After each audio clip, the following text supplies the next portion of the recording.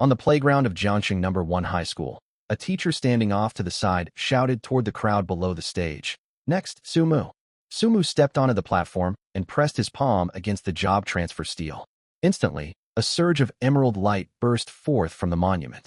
When the glow faded, two large characters materialized on its surface. Life-type occupation, farmer. Silence blanketed the entire playground for a split second. 3 seconds later, an uproar erupted that shook the whole field. A farmer?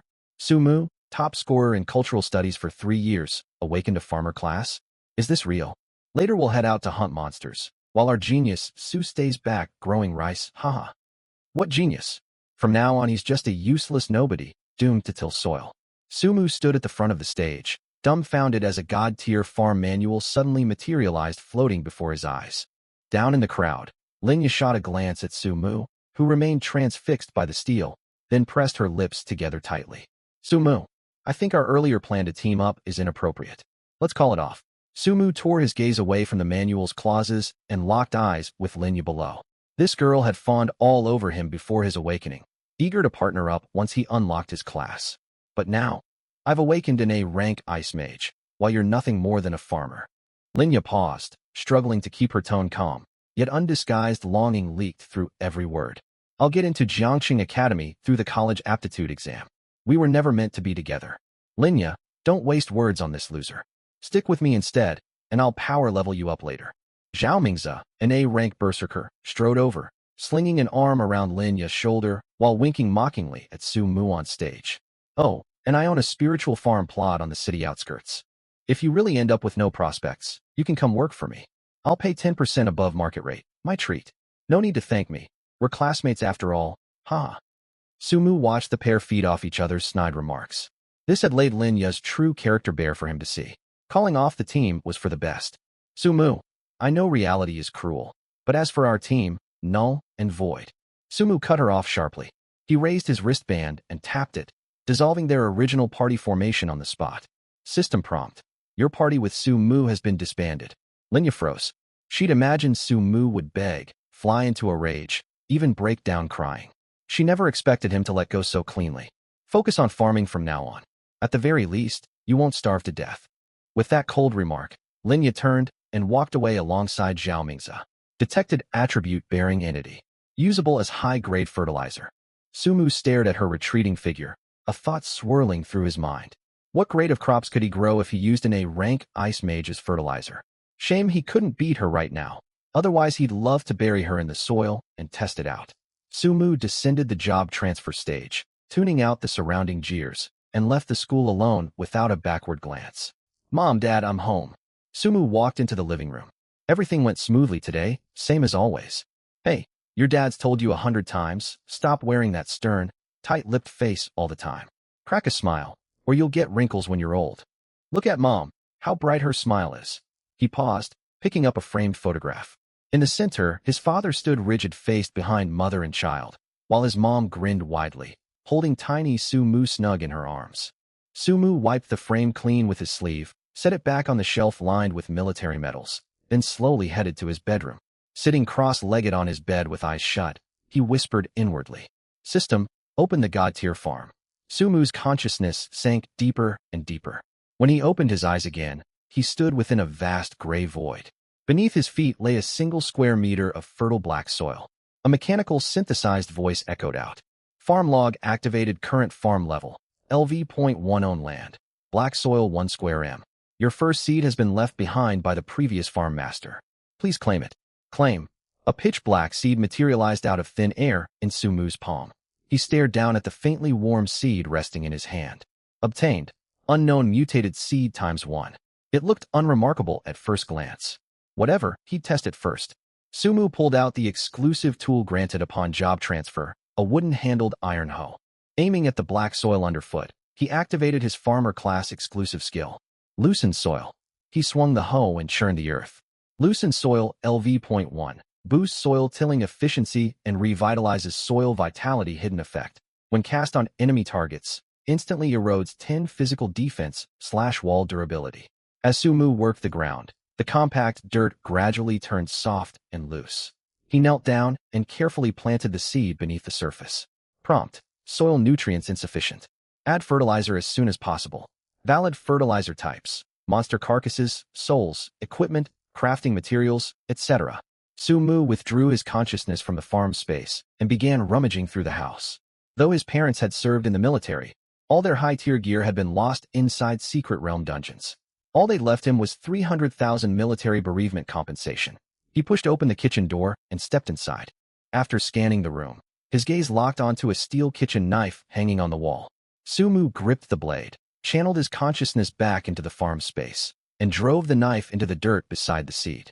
He activated another skill. Fertilize. Fertilize accelerates crop growth rate hidden effect. When cast on allies, boosts attack speed and strength by 10. Detected metal-infused equipment. Qualifies as low-grade fertilizer. Spend 10 initial energy points to force rapid ripening? Yes. The black soil beneath Sumu churned violently. The steel knife stuck in the ground dissolved at a visible pace, melting into liquid streams that seeped underground. The black seed burst through the earth, sprouting a seedling with no leaves. Instead, countless tiny blades glinting with metallic sheen grew from its stalk. 10 minutes later, the seedling matured into a half-meter-tall blade grass. Sumu stared at the plant radiating sharp, cutting aura. Crack. The ball-shaped metal foliage crowning the blade grass split open layer by layer. A palm-sized creature rolled out from within. Silvery gray fine scales covered its body, paired with membranous wings that shimmered like polished metal and 4 stubby limbs. Sumu could roughly identify what it was. He crept closer cautiously. The metallic whelp slowly blinked awake, its dark golden pupils locking onto the approaching Sumu. It opened its maw and burped toward the empty ground beside them.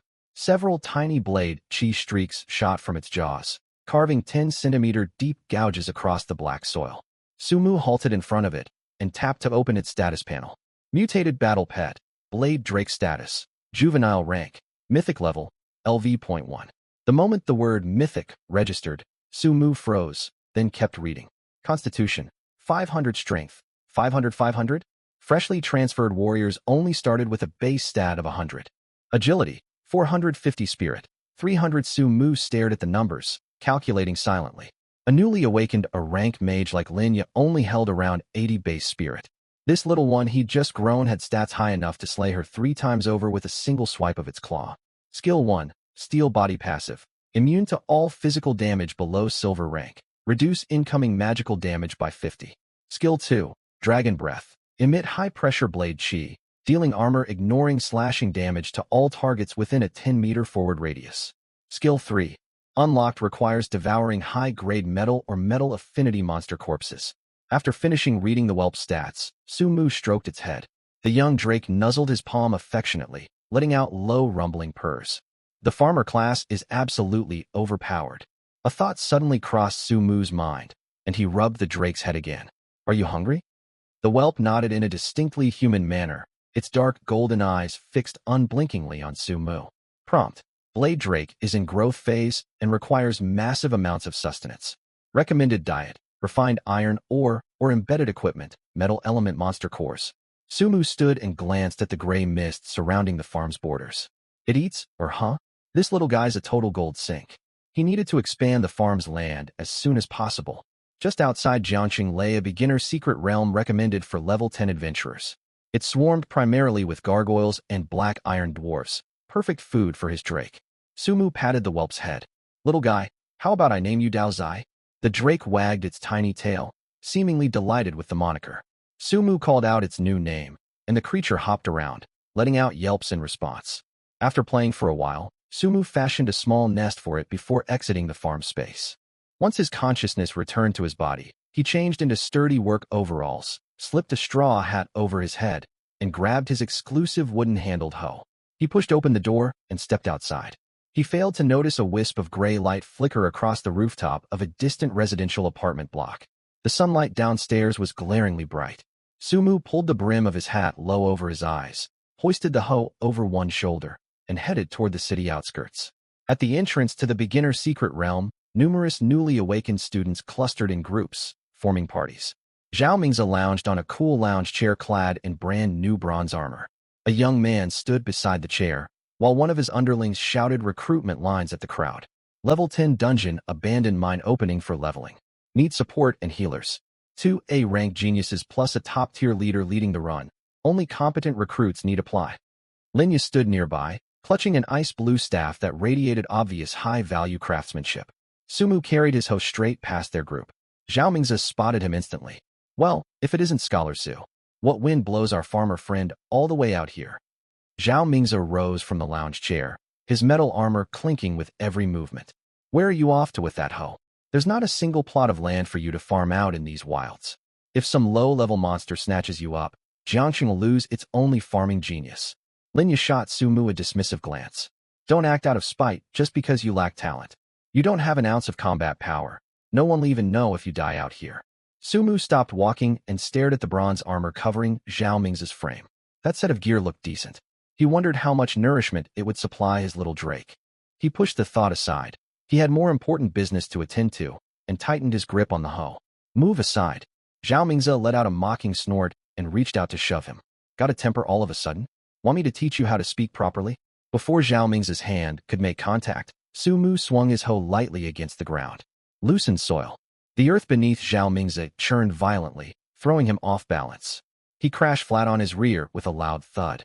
Ow you! His underling rushed forward to haul their leader back to his feet. He couldn't wrap his head around why his boss would deliberately stage a face plant mid-show-off. Was this some new trick to impress girls?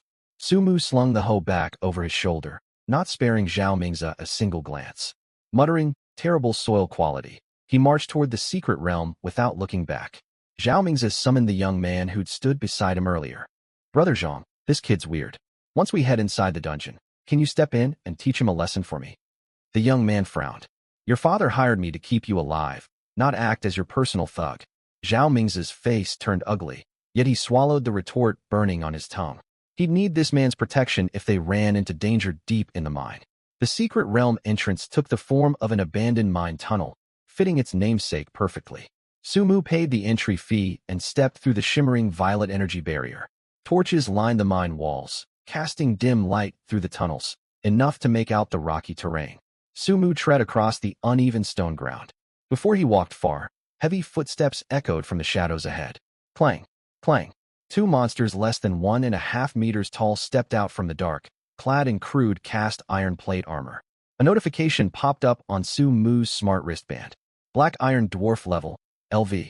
8 traits. High physical defense, low intelligence, violently temperamental. Sumu could tell all that without the system prompt anyway. What sane creature whacks its own helmet with a hammer? The moment the two black iron dwarves laid eyes on Sumu, they slammed their hammers against their iron helms twice, then roared and charged straight for him. These beasts possessed thick hides enchanted with hardened earth magic. Old Manly had covered this in class, counter magic with magic. Sumu held no magical spells, but he had his hoe. He gripped the tool with both hands and swung it against the rocky ground before him. Loosened soil. The rocky ground within a 5-meter radius around Sumu instantly churned into loose tilled dirt. The roaring dwarves lost their footing and toppled backward, mouths filling with fresh soft soil. Crack, crack. Upon contact with the loosened earth, spiderweb fractures spread across their cast iron armor. The hidden effect of loosened soil activated, eroding their physical defense. However, the 7-level gap between them drastically weakened the skill's potency. Seeing this, Sumu swiped a hand through the air in front of him. His metallic drake whelp tumbled out of the farm space. Sumu flicked a finger forward. Go get him, Daozai. Daozai steadied itself and let out a tiny, fierce roar toward empty air. Roar. Why were you roaring? Attack them. The little creature understood Sumu's command, its round pupils locking onto the dwarves thrashing in the dirt. It opened its jaws, unleashing several translucent streaks of blade chi that cut clean through both dwarves and embedded deep into the mine wall behind them. Killed LV.8 Black Iron Dwarf ×2, experience +50. Sumu stepped forward to inspect the two corpses, sliced clean into multiple smooth segments. He gathered the relatively intact chunks of flesh together. Prompt: acquired high-grade unrefined metal material. Usable as fertilizer or pet feed. Sumu knelt and stared at the pile of dwarf flesh mixed with iron shards. If he planted this metal affinity monster carcass in the farm soil, would another monster grow out of it? As he pondered, Daozai padded over beside him. The little drake fixed its gaze on the two massive iron hammers lying on the ground, its stubby tail flicking back and forth excitedly. Might as well let the little guy eat first. Sumu picked up one giant hammer, then hesitated. The weapon was enormous. Would he have to break it into bite-sized pieces? He held the hammer out toward Dao Zai tentatively. The drake opened its jaws and crunched down hard, biting a chunk straight off the hammerhead. Whoa, your jaws are unreal, little guy. Sumu held out the second hammer as well. The whelp lowered its head and crunched away noisily. After finishing both hammers, Dao Zai let out a satisfied burp, its silvery gray scales glowing noticeably brighter. Sumu checked its status panel. Dao Zai's experience bar had jumped up a significant chunk. Truly a bottomless stomach. While the drake ate, Sumu sorted through the dwarf remains, storing the usable meat chunks inside his farm space. Human and drake ventured deeper into the mine tunnels together. For the next 30 minutes, a bizarre scene unfolded in the abandoned mine. Sumu walked ahead, hoe slung over his shoulder. Whenever patrolling black iron dwarves appeared, one swing of loosened soil sent them tumbling. Once they fell, his drake finished them off with a blast of blade chi breath. Gargoyles lurked on the tunnel ceiling, waiting to ambush travelers. Sumu tapped the mine wall once with his hoe, shattering the stone gargoyle's petrified skin. As it plummeted, its claw scraped a gash across Sumu's shoulder. A tear split his work overalls, thin trails of blood seeping from the wound. Sumu sidestepped, and Dao Zai unleashed its dragon breath, cleaving the struggling gargoyle clean in two. Sumu glanced at the shoulder injury, only a superficial flesh wound. He bandaged it simply, then pressed onward with Dao Zai. Gather fertilizer, feed the drake, keep moving forward. Before long, Sumu's level climbed from LV.1 to LV.2. Meanwhile, back at the mine entrance, the violet energy barrier flickered as a group stepped through. Zhao Mingzi strode inside wearing his gaudy bronze armor, carrying a two-handed greatsword over one shoulder. Linya and another girl followed behind him, scanning the tunnels warily. Bringing up the rear were Brother Zhang and two underlings tasked with hauling supplies. Stick close, everyone. The monsters in this mine all boast extremely high defense. He paused, puffing out his chest. But rest easy with me here, nothing will go wrong. Stay near me, and I'll keep you safe. Linya nodded with a soft, vulnerable expression. Mingzi, please be careful too. I'd hate to see you hurt. If you need backup, I'll cast free spell to support you right away. Trust me, I'm an A-rank berserker. Zhao Mingzi patted his chest proudly at Linya's words, oozing unbridled self-confidence. The 6 travelers advanced down the mine tunnel passage. After roughly 10 minutes of walking, Zhao Mingzi came to a halt. That's strange. Word was the outer tunnels swarmed with lone black iron dwarves. We haven't spotted a single one. Silence hung heavy in the passage. Brother Zhang sensed something amiss and hurried forward to crouch at a nearby corner. Scattered fragments of iron armor littered the ground there. He picked one shard up, and his expression darkened instantly. These are black iron dwarf armor scraps. Zhao Mingzi stepped closer, greatsword slung over his shoulder. Who did this? Some party that entered before us? Brother Zhang shook his head and pointed towards several deep gouges carved into the stone tunnel wall. No ordinary party could pull this off. They're at minimum second job advancement, and their class must boast extremely high armor penetration. Zhao Mingzi scratched his head. Why would a second job advancement expert run a level 10 beginner dungeon? The young man stared at him like he was an idiot. What do you think I'm here for? He brushed dust off his palms, then twisted his head to fix his gaze on Zhao Mingzi. All of you stay sharp from here on out. If we run into whoever's ahead, don't pick fights. Anyone who clears every mob in a zone is a total monster. Linya stood at the back, staring at the debris scattered across the ground. Unbidden, an image of Sumu hoisting his hoe flashed through her mind. She stamped the thought out the second it surfaced. Impossible. He's just a gathering profession player. He's probably cowering in some corner somewhere right now, trembling in fear. Zhao Mingzi opened his mouth to retort, but Linya cut him off instantly. Brother Zhang's right, Mingzi. If we cross paths with that person later, let's just steer clear, okay? Seeing Linya plead like this, Zhao Mingzi swallowed the words he'd been about to say, grumbling to himself. Fine. Safety comes first. I'll listen to you. The 6 dropped their earlier casual demeanor and crept slowly forward. Little did they know the second advancement powerhouse they spoke of was crouched deep inside the mine, about to pull off something massive. Deep within the mine tunnels lay a massive circular quarry stretching out before them. Sumu halted, leaned over the quarry's edge, and craned his neck to peer down. Sprawled atop a stone bed at the pit's bottom was a creature 3 times the size of a dark iron dwarf, sound asleep. It wore thick, cast iron plate armor, and a tree trunk-sized spiked club leaned against the stone beside it. His smart wristband vibrated, popping up the monster's stats. Dark Iron Foreman level, LV.10 boss tier. A level 10 boss mob. As Sumu debated whether to circle around it, a notification pinged inside his head from his audit farm. Ding. High-value metal waste detected. Host is advised to retrieve it to boost soil quality. Sumu stared at the slumbering giant below. This wasn't just a boss monster. It was a walking mountain of fertilizer. He was taking it down. He stood and tugged his straw hat lower over his eyes. Dao Zai, who'd been nipping playfully at Sumu's hip, sensed his master's killing intent. It let go, fluttered its tiny wings up into the air, and let out a low, rumbling growl. Dao Zai, come on. Time to work. Sumu hefted his hoe and climbed down along the curved quarry wall. The dark iron foreman, roused by the scent of human flesh, twitched its nose in its sleep before snapping its eyes open to lock onto Sumu. Roar! A thunderous bellow echoed up from the pit floor. The foreman rolled to its feet, snatched its enormous spiked club off the ground, and charged straight for Sumu without hesitation. Facing the charging boss head-on, Sumu raised his hoe high and slammed its blade hard into the stony ground at his feet. Loosened soil. The rocky ground shattered outward from the hoe's impact, transforming into soft, dark loam in an instant. The foreman lost traction beneath its massive frame and stumbled. Its spiked club crashed heavily into empty ground beside it. Notice, target physical defense reduced by 5. Only 5%. This level suppression is brutal. Between the level gap and the boss tier resistance, the skill's effect was cut in half, but it had at least immobilized the monster. Dao Zai attack. Hovering mid-air, Dao Zai opened its jaws wide. Squelch. A semi-transparent blade-shaped dragon breath erupted from its maw, slamming full force into the dark iron foreman.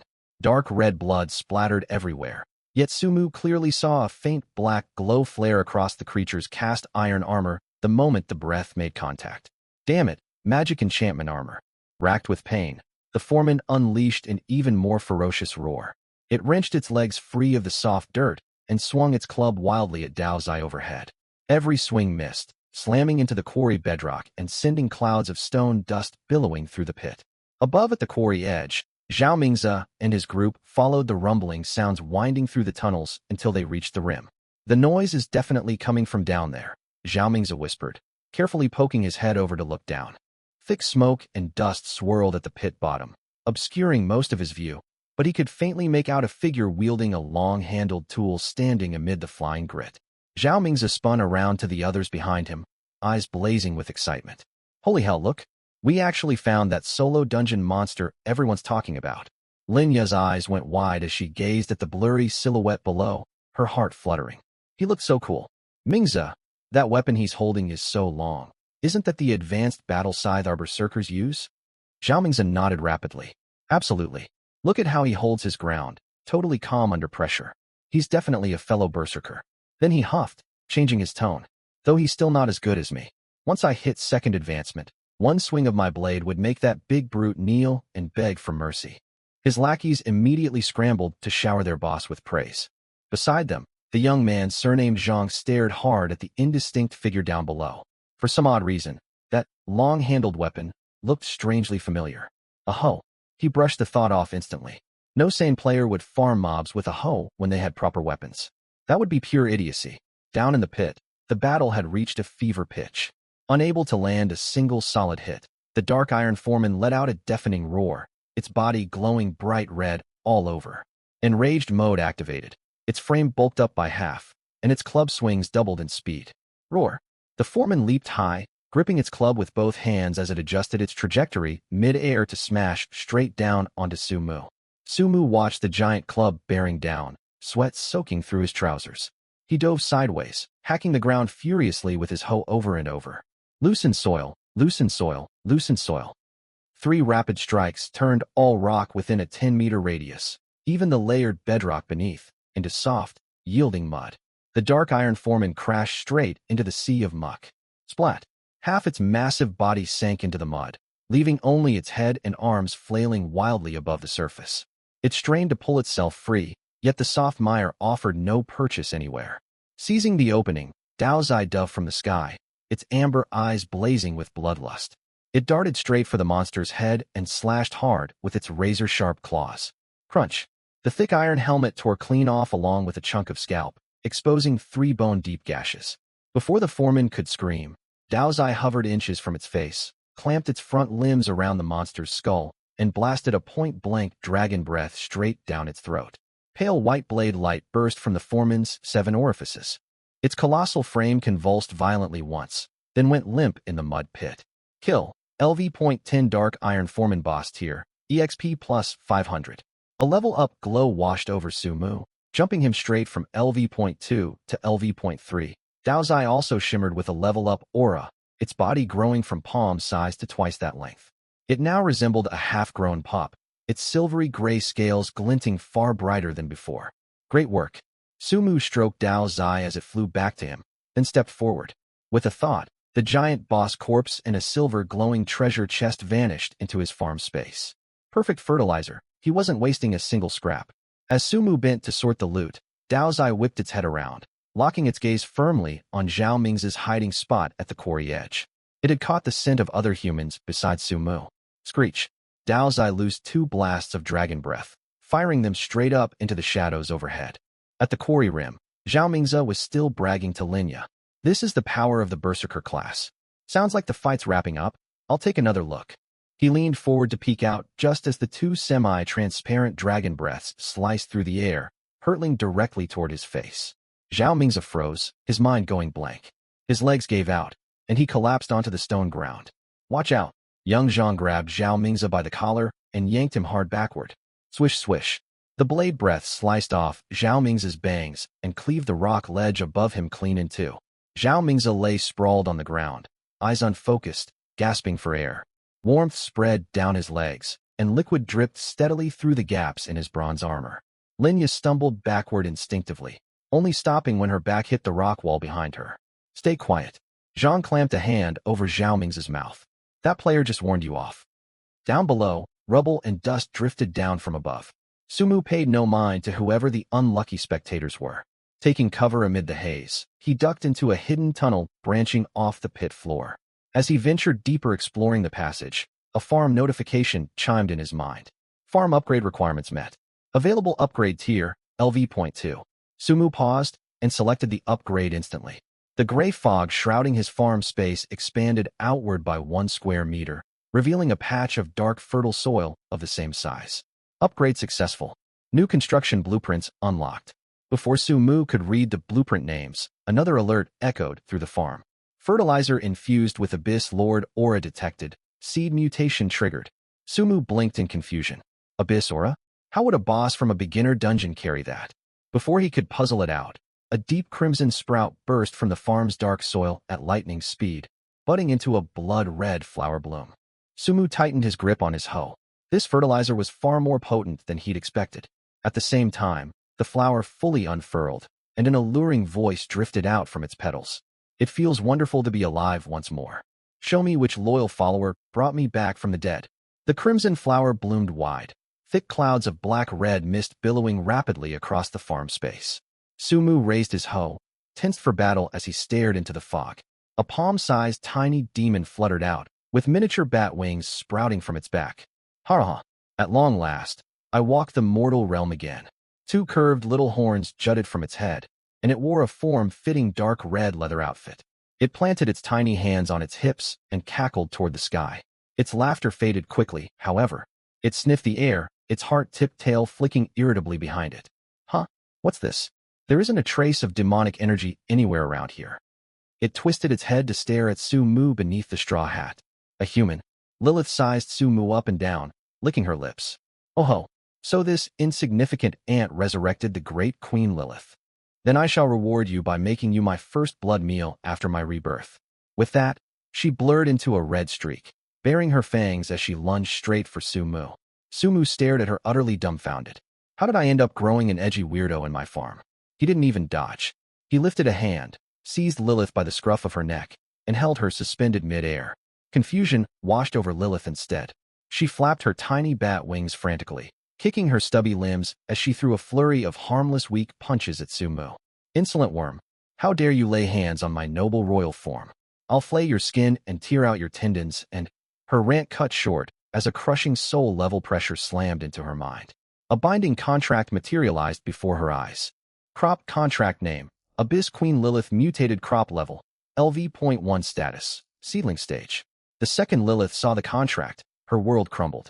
LV.1. I was LV.97. How am I reduced to this? And what in the nine hells is this ridiculous contract?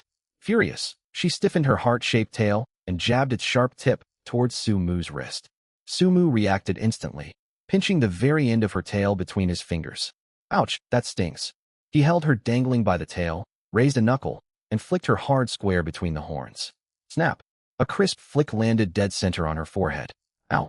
You dare strike the mighty Queen Lilith. Lilith yelped, clutching her forehead with both tiny hands as a noticeable bump swelled on her pale skin. Tears welled in her eyes, stoking her ferocity. Mortal worm, taste the abyss's terrifying mental suppression. Her eyes blazed an eerie scarlet glow as invisible waves of psychic power rippled outward, attempting to seize control of Sumu's mind and turn him into a mindless puppet. Ding! Crop detected harboring rebellious sentiment, which may hinder growth. Pruning recommended. Prune. Prune. Trim excess foliage to promote healthy plant growth. Hidden effect, when cast on living targets, deals 10 damage to their soul. Inside the farm, Sumu's skill power was maxed out. Ea! Lilith screamed in agony, feeling her soul being sheared apart by invisible shears. The scarlet mental aura shattered. Sumu shook the dazed, foaming little demon dangling in his grasp. Still planning to eat me?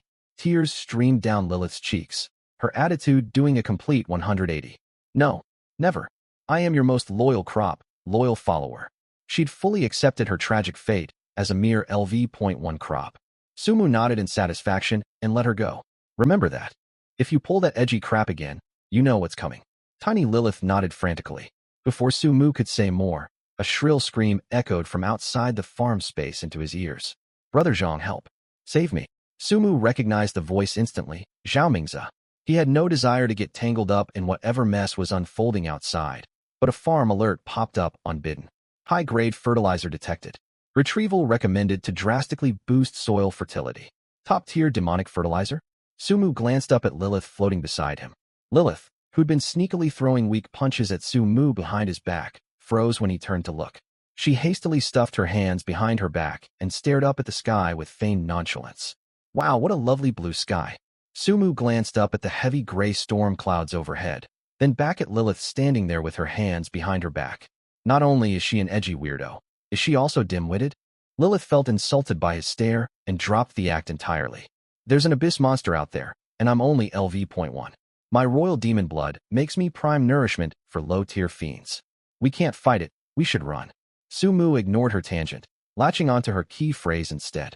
An abyss monster? How could one slip into a level 10 beginner secret realm? The Jiangxing authorities would never make such a blunder. Lilith swallowed hard, puffing out her tiny chest. I will never betray the abyss. I won't tell you this monster bears no residual spatial rift energy, and I certainly won't hint that humans might have brought it in themselves. Sumu stroked his chin thoughtfully. Jiangxing's low and mid-tier secret realms were regularly purged by military forces and specialist academies, their barrier wards reinforced constantly. There was no logical way a monster could be smuggled in undetected. Come on, follow me outside to take a look. Sumu stuffed Lilith casually into the front pocket of his jacket, leaving only her head poking out. His figure flickered, exiting the farm space entirely. Wait, don't go? If that thing catches my scent, we're both dead. Lilith wriggled in the pocket, and Sumu pressed her back down with one palm. The abandoned mine tunnel was in total chaos by this point. Zhao Mingze's 6-person group sprinted frantically through the deep tunnels. Hot on their heels lurked a humanoid fiend covered from head to toe in jagged black-bone spurs. Their smart wristbands flashed the monster's stats. Abyss Blood Demon level. LV.19 peak first advancement fiend alert dispatched to nearest specialist squad. Remain calm and hold position. Young Zhang's face was ashen. The dagger in his hand was chipped and dull, and a demonic-tinged laceration sliced open his left arm. He himself was a LV.22nd advancement assassin, built for stealth rather than head-on combat. And this blood demon was infamous for its insane self-healing. One-on-one, he was fully confident he could cripple the fiend and escape unharmed. But now he was stuck guarding Zhao Mingze, who could barely stand upright in terror, alongside Linya and 3 other panic-stricken party members. Brother Zhang, block it. My father paid you a fortune. Hurry up and kill it, move. Zhao Mingze scrambled backward as he spoke, tears and snot smearing his entire face. A foul stench of urine wafted from beneath him. None of the imposing aura he'd carried when they first entered the secret realm remained. The young man ground his teeth and kicked away a level 8 gargoyle lunging at him from the side, roaring furiously over his shoulder. Shut your trap. One more word, and I'll kill you first. He'd cursed every ancestor of Zhao Ming's to the grave in his mind already. This useless coward's non-stop wailing had drawn hordes of monsters straight to them. At the fork ahead, a pack of iron dwarves suddenly surged forth, completely blocking their escape route. Trapped between wolves ahead and tigers behind, the young man's face turned pitch black with despair. The 6 of them were cornered against a sheer rock wall. The abyss blood fiend halted its steps, tilting its head to gaze at the 6 captives with mocking amusement. It savored the despair radiating off its prey.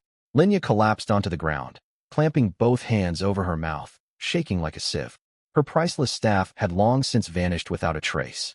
Meanwhile, Sumu crouched in the shadow of a protruding rock directly behind the abyss blood fiend, silently watching the scene unfold. Lilith stirred her tiny nose inside his pocket and whispered into Sumu's ear. This thing isn't a pure-blooded blood fiend, just a thrall converted from a human. Sumu fixed his gaze on the fiend within the shadows. Sure enough, tattered fabric clung to its body, resembling some sort of military uniform. When the monster lifted its left arm, Sumu's shock bloomed from initial surprise to outright horror. A metal badge hung prominently from the ragged sleeve. Emblazoned on the badge were crossed battle blades and a shield, with nearly worn-away characters etched along its rim. Northern Military District.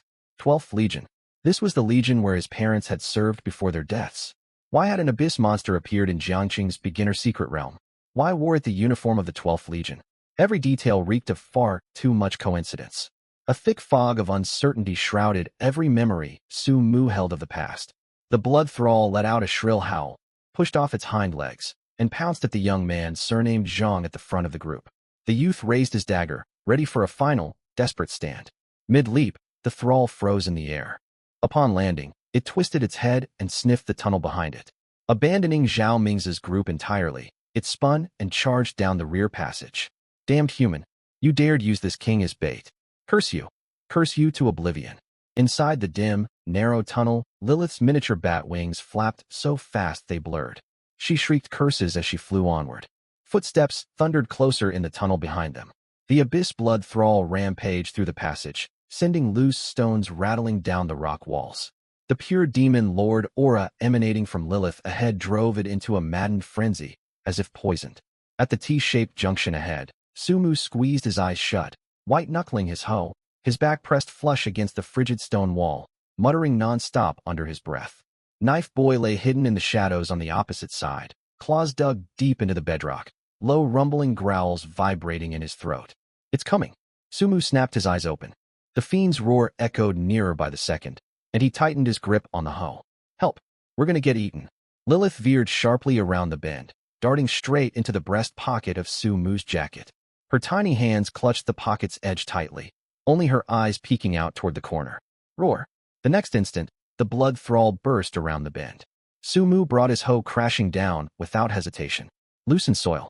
The solid stone floor beneath the thrall instantly turned to loose, muddy muck. Mid-sprint, its footing vanished, sending it tumbling headfirst into the rock wall directly ahead. Boom! Before it could regain its balance, Sumu raised his free hand and aimed at its skull. Prune! The thrall's massive body stiffened, followed by a blood-curdling scream. Its soul was already fractured from the conversion process. Now it clutched its head and writhed madly on the ground. Sumu hadn't expected the skill's effect to hit this hard. Without waiting for Sumu's signal, Knife Boy leaped from the shadows, his metallic clawed paw slamming hard into the back of the thrall's skull. Crash! The sheer force drove the fiend's head deep into the stone wall, spiderwebbing cracks spreading across the surrounding rock. Knife Boy parted his jaws, a glow building in his throat before he unleashed his blade dragon breath. At the brink of death, the thrall displayed ferocious will to survive. It kicked violently against the wall, yanking its skull free from the stone. The dragon breath grazed its neck, piercing clean through its left shoulder. A bowl-sized transparent hole gaped in its shoulder, yet not a single drop of blood spilled. Black-red, demonic energy churned rapidly to fill the wound. Idiot dragon. Stop targeting its torso. Blood fiends heal freakishly fast. Aim for the head. The head. Lilith shouted from Sumu's pocket, jabbing a finger at the thrall's skull. Sure enough, beneath the surging black-red mist covering its shoulder wound, fleshy dark growths sprouted at an alarming rate. The thrall twisted its head, blood-red eyes locked unblinkingly on Sumu. It slammed its claws against the wall, launching itself forward as a shadowy blur straight for him. Sumu swung his hoe repeatedly. Loosen soil, loosen soil, loosen soil. Every surface the thrall might brace against, the ground, rock walls, even overhead stalactites, turned to soft mud.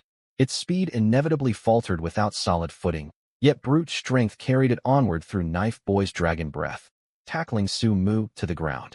Sumu hastily held his hoe horizontally across his chest. Crunch!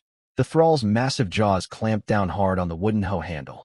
Gritting his teeth, Sumu strained with every ounce of strength to wedge the wood between its upper and lower fangs. Damn it! When was the last time you brushed your teeth? Gross. We're dead meat. Idiot dragon, get over here and help. Panic surged through Lilith as she watched the thrall's claws inch towards Sumu's throat. Knife Boy beat his wings hard, streaking in from the side and delivering a brutal tail whip that slammed into the thrall's waist. The monster went flying from the impact. Knife Boy gave it no reprieve, unleashing 3 consecutive blasts of dragon breath shaped like a triangle to seal every escape route, 2 targeting its chest, 1 aimed dead center at its head. The thrall twisted its body mid-air to dodge, but it was far too late. All 3 blasts slammed into its frame one after another. Squelch! A gaping hole tore through the thrall's skull. The remaining 2 blasts struck immediately after, one boring through its left chest, the other slicing its body clean in 2. The mangled corpse crashed heavily to the ground, motionless. Slain level 19 Abyss Blood Fiend, Peak, Tier 1. Gained 4,500 experience points. Sumu's level jumped straight from level 3 to level 5. Streaks of level up light also wrapped around Knife Boy and Lilith. Blade Dragon advanced to level 5. Abyss Queen Lilith advanced to level 3. The warm surge of consecutive level ups washed over Sumu, leaving him thoroughly invigorated. Knife Boy's frame had visibly bulked up, his metallic scales growing thicker and heavier. A dramatic, over-the-top cackle suddenly jolted Sumu out of his daze. Ha! This king can feel my lost power returning. Lilith fluttered out of Sumu's pocket, hands planted firmly on her hips, her tail held high behind her. Knife Boy darted over, clamped his jaws around her tail, and swung her back and forth through the air. Insolent dragon! How dare you disrespect this king? Hey, let me go! Sumu ignored the bickering pair. He slung his hoe over one shoulder, knelt beside the broken corpse, and fixed his eyes on its tattered uniform. Crossed battle blades and shield, worn lettering along the rim. Northern Military District, 12th Legion. Sumu grabbed Lilith by the tail, yanking her free from Knife Boy's maw. Once this king regains my full power, I'm boiling you whole, you stupid lizard. Draped in dragon saliva, Lilith snarled threats at Knife Boy. Sumu flicked her lightly on the forehead. Take a close look. Can you tell who this was before conversion? Lilith rubbed the back of her head, squirming with a snarl. When she saw the gravity on Sumu's face, she obediently leaned in to sniff the corpse. No clue. Any pure blood fiend above tier 6 in the abyss can churn out lowly thralls like this. Lilith planted her hands on her hips, staring down at the wreckage with haughty disdain. Besides, tier 6 trash isn't even worthy of polishing this king's shoes. How would I know who converted it? She paused, resting a tiny hand beneath her chin. Though, this body was turned no more than 3 months ago, that much I can tell. Sumu snatched her up at once. Ow. Let go, I'm dying. Lilith pressed both palms against Sumu's hand, wailing loudly. You're certain? No more than 3 months. Sumu ground out each word, his jaw tight. Obviously, I'm the Abyss Queen. I might not lead the Bloodfiend clan, but I'd never misjudge a cheap converted thrall like this. Lilith tilted her nose skyward, radiating arrogant pride. If it had been longer than 3 months, every scrap of flesh would have fully morphed into demonic tissue, no trace of human skin or hair left to identify it. As she spoke, Lilith channeled demonic energy to lift the fiend's left hand. See its palm? Human fingerprints are still intact. No more than 3 months ago, Sumu released Lilith and slowly stood upright. 10 years prior, military officers had delivered condolence payments and a shelf full of medals to his home. The lead officer had told him the truth firsthand. An SS-rank Abyss tide had erupted from the northern border's Abyss Rift. Every soldier of the 12th Legion had held the line for 3 days and 3 nights within the frontline secret realm, covering the evacuation of civilian refugees. In the end, the entire Legion perished without a single survivor. Not one complete body had been recovered from the battlefield. For 10 years, Sumu polished the family portrait nearly every day, cherishing the medals left by his parents as his most precious possessions. Yet Lilith's words laid bare an impossible truth. This thrall wearing the 12th Legion uniform had still been a living human only 3 months prior. How could every soldier written off as dead 10 years ago still draw breath 3 months back? Why had this blood thrall appeared in the secret realm on Jiangqing's outskirts? What secrets had the military buried about the northern border campaign? What was the government hiding? A heavy weight crushed Su Mu's chest, and the faces of his mother and father swam before his eyes. Lilith chattered on beside him, but Su Mu could no longer hear a word. He stood motionless before the mangled corpse, his shadow stretching long across the stone floor. "Mom, Dad, are you still alive?"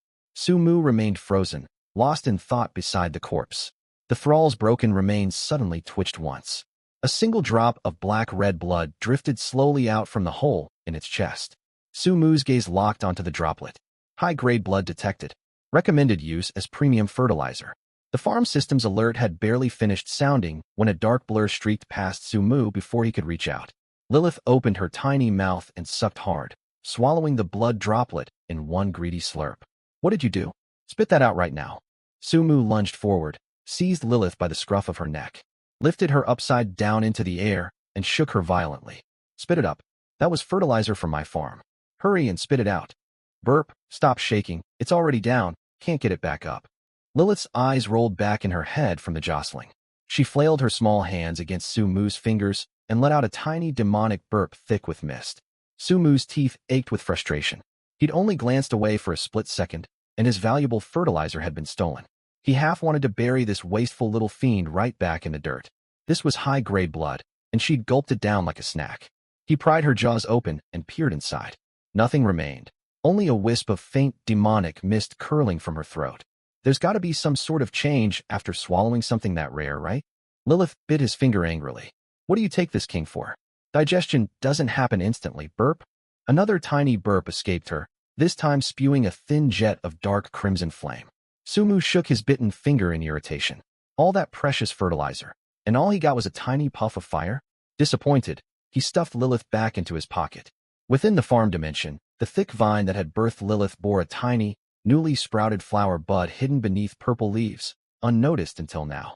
After the drop of blood separated from it, the corpse before Su Mu rapidly withered and crumbled away, dissolving into a pile of black ash. He had no leads to investigate his parents' fate right now. His top priority remained growing stronger to pass the Elite Academy entrance exam. Slinging his hoe over his shoulder, he pressed onward down the tunnel. Knife Boy scouted ahead, crushing the skull of any lone iron dwarf that crossed their path. Su Mu followed behind, looting the remains. The tunnel widened as they advanced.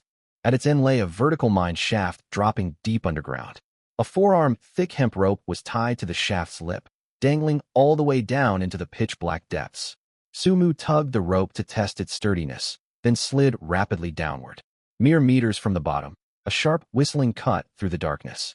A fist-sized chunk of, or hurtled straight for his face. Knife Boy flew beside him, swiping one claw to intercept it. Crack! The sharp dragon talons sliced the clean apart.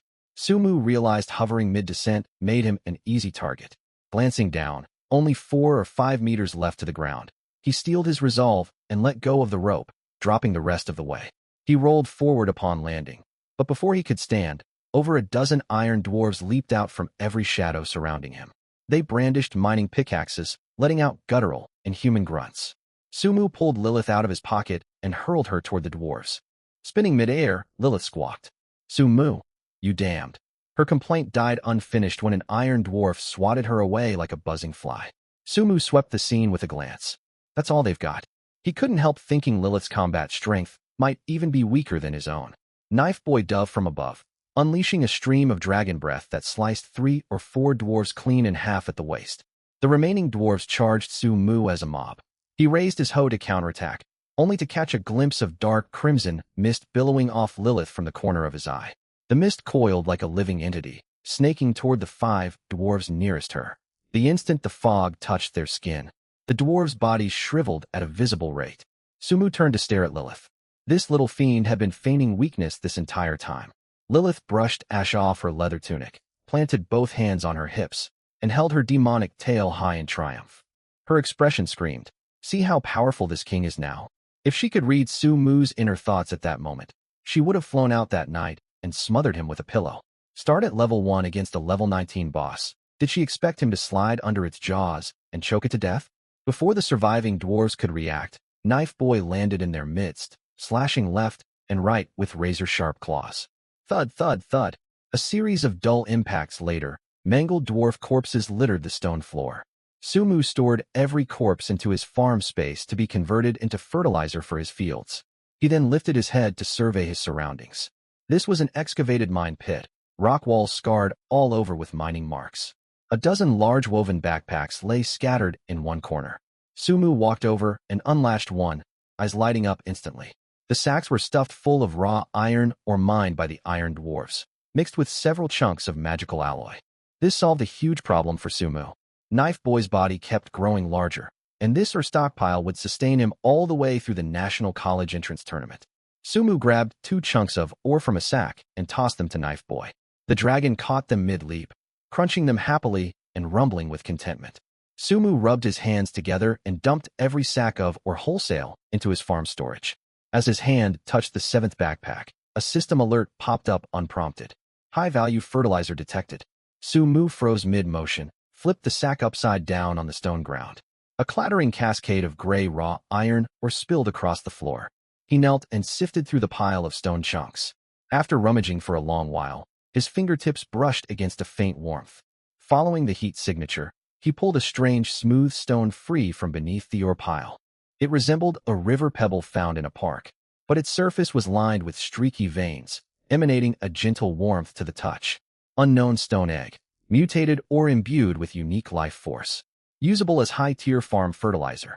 Sumu stowed all the remaining ore, clutched the stone egg in one hand, and squeezed into a narrow rock crevice. He ordered Knife Boy to stand guard outside. Closing his eyes, Sumu sank his consciousness into the farm dimension.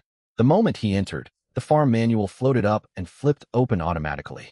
Silver tier treasure chest conversion complete.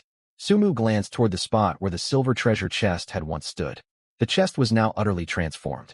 Green vines crawled all over its surface, dotted with tiny white blossoms, and a faint aura of life lingered all around it. Sumu opened the chest. There was no dazzling burst of light. Resting quietly inside was a thumb-sized green seed. He picked it up, and its stats instantly appeared before him. Worker seed. When planted, it grows exclusive farm laborers. He hurried over to the farmland with the seed, then fished out the pebble he'd picked up earlier. He dug a hole in the dark, fertile soil and buried the seed, then scraped a small hollow beside it to set the pebble inside. Next, he walked to the spirit spring, filled a bucket with water, and poured it over the 2 holes. The black soil churned, and within 10 seconds, a pale gray-white sprout broke through the ground. The sprout shot upward rapidly, maturing into a 1-meter-tall plant in mere minutes. What surprised Sumu was that every part of the plant, roots, stems, leaves, felt rock-hard, made entirely of stone. Crack, crack, crack. The flower bud atop the plant bloomed. It bore no petals. What unfurled was a palm-sized stone cottage, complete with doors, windows, and clearly visible tiled roofing. Squeak. The cottage door creaked open, and 2 dusty little figures stepped out. They landed on the ground, rolled once forward, then straightened upright. Sumu leaned in for a closer look.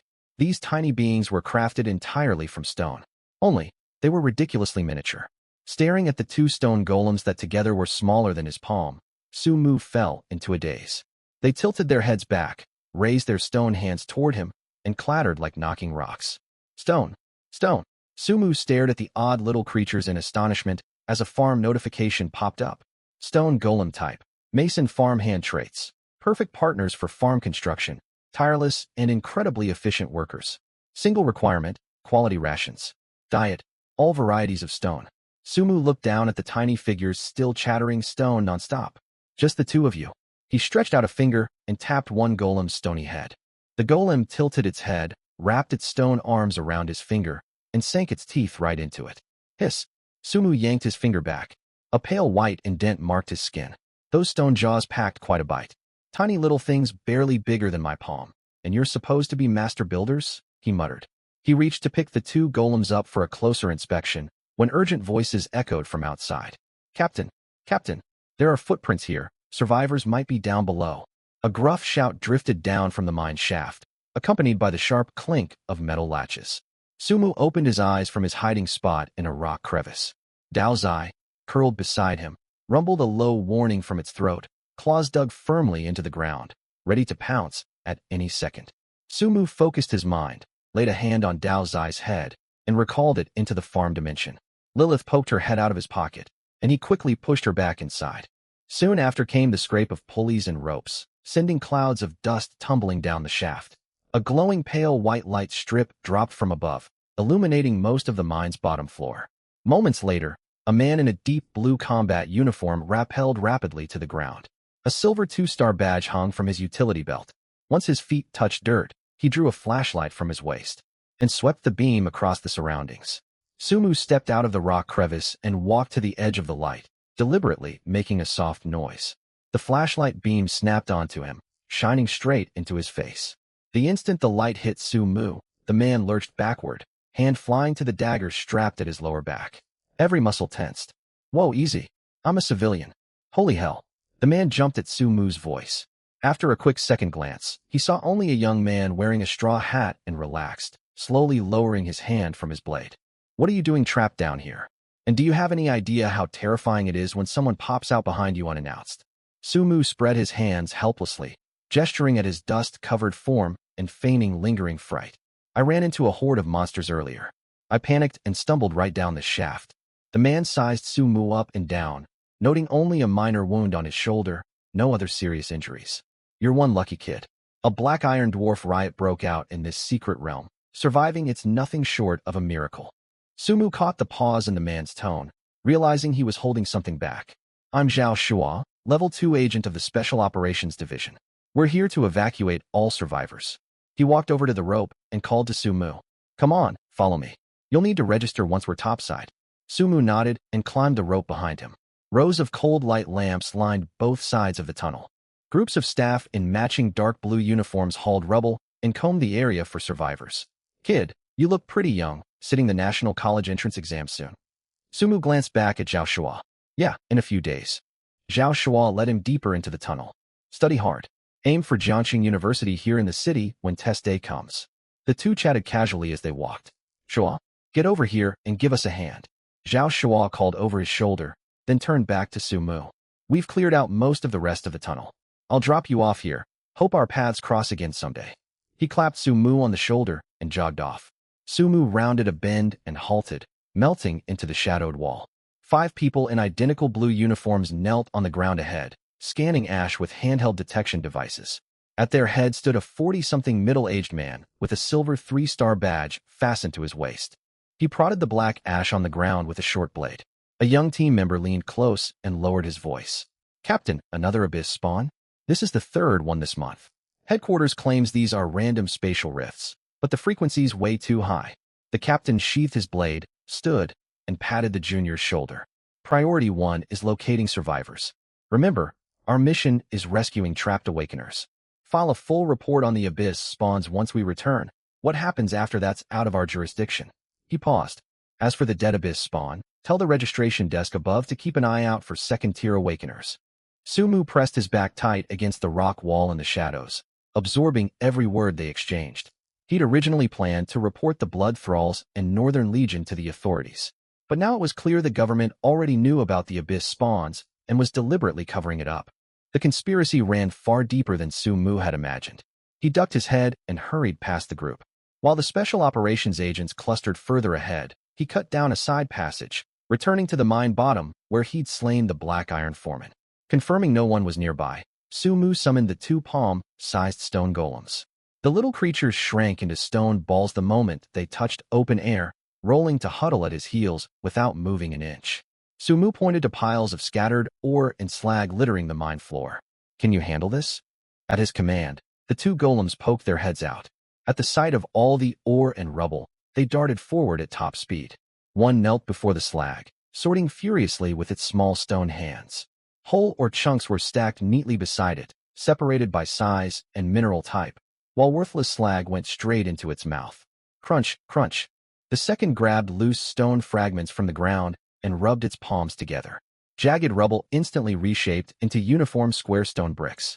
In less than a minute, it had stacked a short brick wall. Sumu knelt and stared at the structure, impressed by their craftsmanship. With these two laborers, farm construction would be a breeze from now on. Lilith fluttered out of his pocket, hands planted on her hips as she stared at the stone golems. Your workmanship's passable, but still nowhere near the dwarf slaves under my command.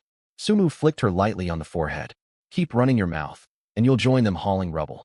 Lilith clutched her forehead and flitted off, muttering indistinct complaints under her breath.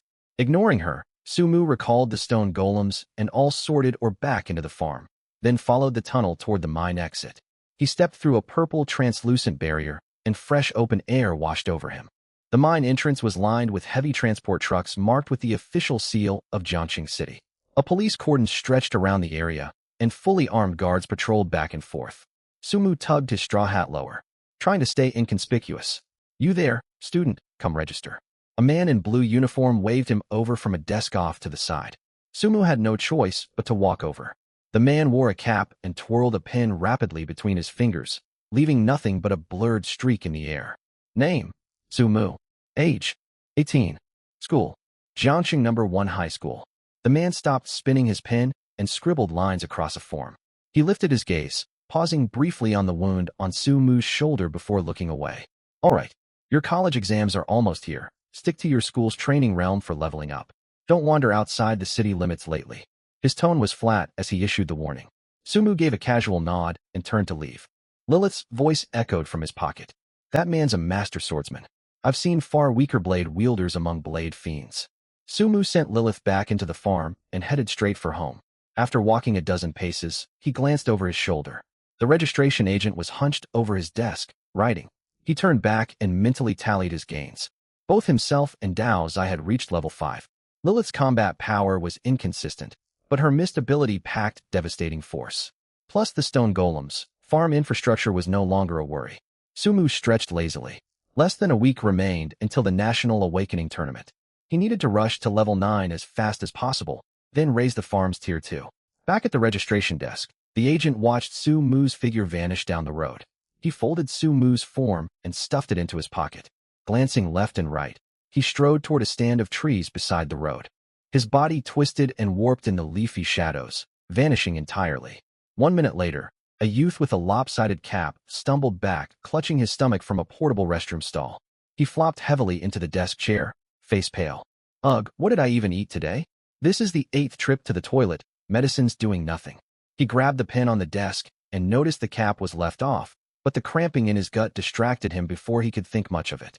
He leaned forward to rest, then froze at the sight of new forms laid across the desk, covered in neat, sharp handwriting. The youth scratched his head in confusion. Who filled these out for me? Night fell, and Sumu wandered Jiangxing's neon-lit streets. After crossing 2 blocks, a faint prickling sensation of being watched pricked at the back of his neck. He pulled his hat further down without slowing his pace. Passing a convenience store window, he stole a glance at the street behind him through the glass reflection. Crowds bustled back and forth, nothing out of the ordinary. He reached the next corner, suddenly quickened his stride, and ducked into a narrow alley. Pressing flat against the wall in shadow, Sumu held his breath, mind sharp and ready to access the farm dimension at a moment's notice. 1 minute, 3 minutes, 5 minutes. A stray cat sauntered lazily around the corner and into the alley. Sumu exhaled in relief. Just my imagination? He rubbed his temples. So much had happened today. The Northern Legion incident hung over him like a dark cloud. He shook the thoughts away, hurried out of the alley, and headed home. Hundreds of meters away, atop a high-rise rooftop, a figure in a black windbreaker stood motionless at the roof's edge, most of their form blending into the night. The windbreaker-cloaked man watched Sumu disappear from sight and prepared to leave, when a figure in blue materialized on the rooftop. The windbreaker man's eyes locked onto the long blade in the newcomer's hand. He stepped back half a pace, raised his right hand sharply, and sent a streak of glowing light hurtling toward them. The moment the projectile launched, he vanished into the rooftop shadows. The blue-cloaked figure swept their blade once, easily deflecting the light projectile, then flickered out of existence atop the roof. Once home, Sumu immediately drew the curtains and bolted the front door. He stripped off his jacket and cleaned and bandaged his shoulder wound. With that done, he shifted his consciousness into the farm dimension. Sumu opened his eyes to find himself standing on the farm's soil, only to hear an overly dramatic speech echoing from ahead before he could take a single step. Lowly stone folk, count yourselves blessed to gaze upon this great monarch. This honor you could never earn in 100 lifetimes. Lilith stood with hands planted firmly on her hips. Obey me faithfully, become my loyal servants, and once my power returns to its peak, I shall grant you a vast territory within the abyss. Mark my words. Without my permission, you are unworthy to be that fool Sumu's vassals. While you remain on this land, you answer only to me. Before her, 3 palm-sized stone golems stood lined up, craning their stone heads upward. Sumu raised an eyebrow. That couldn't be right. He'd only summoned 2 golems earlier. 1, 2, 3. 3 stood before Lilith now, as he wondered where the extra one had come from. Squeak. The tiny stone cottage's door creaked open, and a 4th stone golem trundled out, shuffling to the end of the line to stare up at Lilith. Sumu checked the farm manual. It noted a portion of black iron dwarf fertilizer he'd collected from the mine had been consumed. No wonder.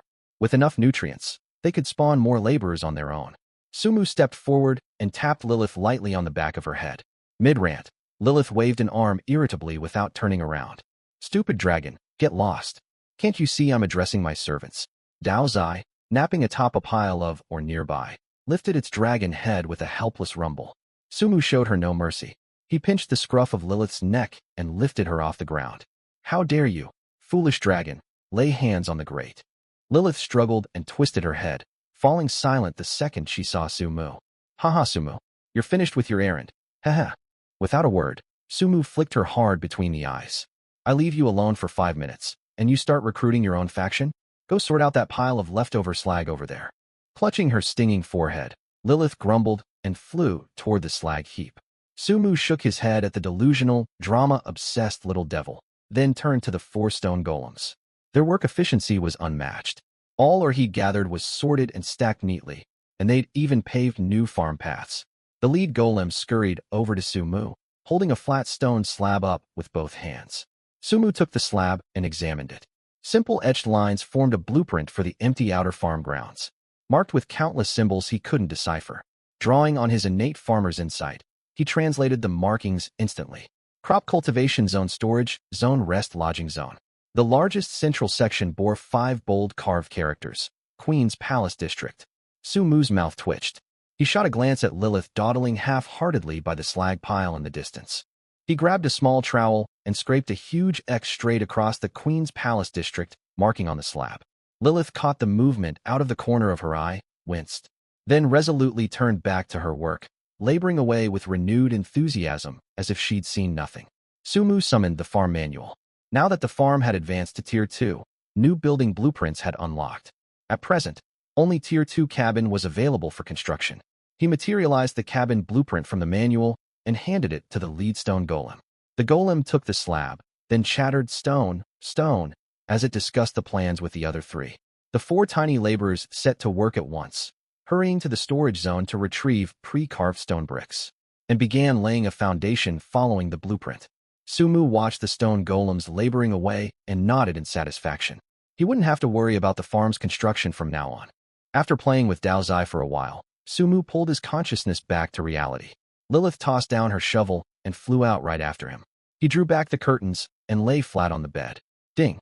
The communication band on his wrist vibrated abruptly, pushing an official notification onto its screen. 7 days remain until this year's National Martial Mystic Gaokao Tournament written exam. Wait. 20 covers basic monster compendium, material identification, secret realm survival protocols, and more. Combat assessment. Weight.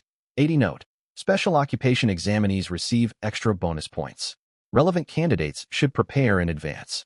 Wishing all students reaping the fruits of their hard work and fulfilling their dreams this summer. Sumu leaned against the headboard and read the rules thoroughly. The written exam posed no trouble for him. The real challenge lay in the combat assessment and those bonus points for special occupations. Did farmer count as a special occupation? Probably. He guessed so, seeing how utterly useless the class was deemed by everyone else. Lilith perched on his shoulder, craning her neck to stare at the band's screen alongside him. Your human rules are such a hassle, splitting everything 20/80 like this. She curled her lip in disdain. If you ask me, scrap all these exams. Do it like our abyss. Toss every fiend into a tiny secret realm to slaughter one another. The survivors get all the resources, far more efficient. Sumu lifted her off his shoulder and set her down facing him. That's the difference between humans and the abyss. Humanity relies on order to sustain its civilization.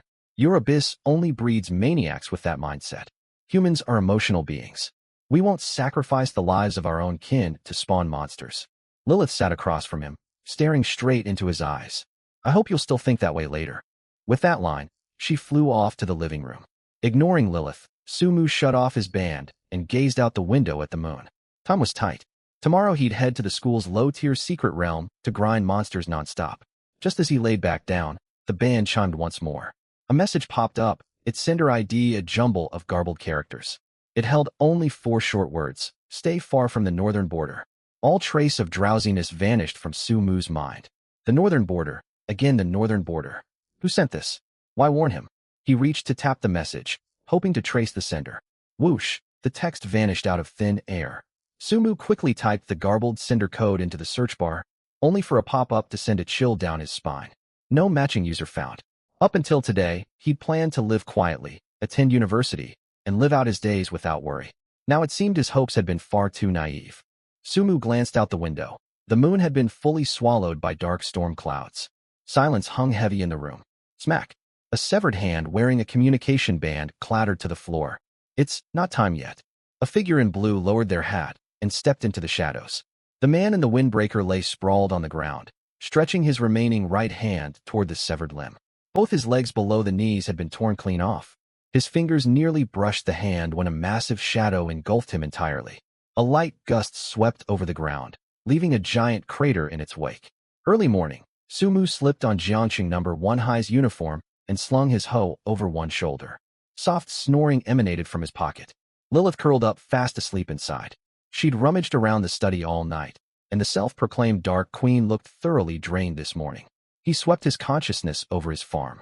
Daozai napped atop a pile of ore, while the 4 stone golems beside him grunted and hauled stones to build walls. Satisfied, he retracted his awareness and stepped out the door. He'd barely reached the school gates when he ran into an old acquaintance. Leading the group was Zhao Mingzi, decked out in flashy silver armor. A stark contrast to his disheveled state from the mine tunnel yesterday.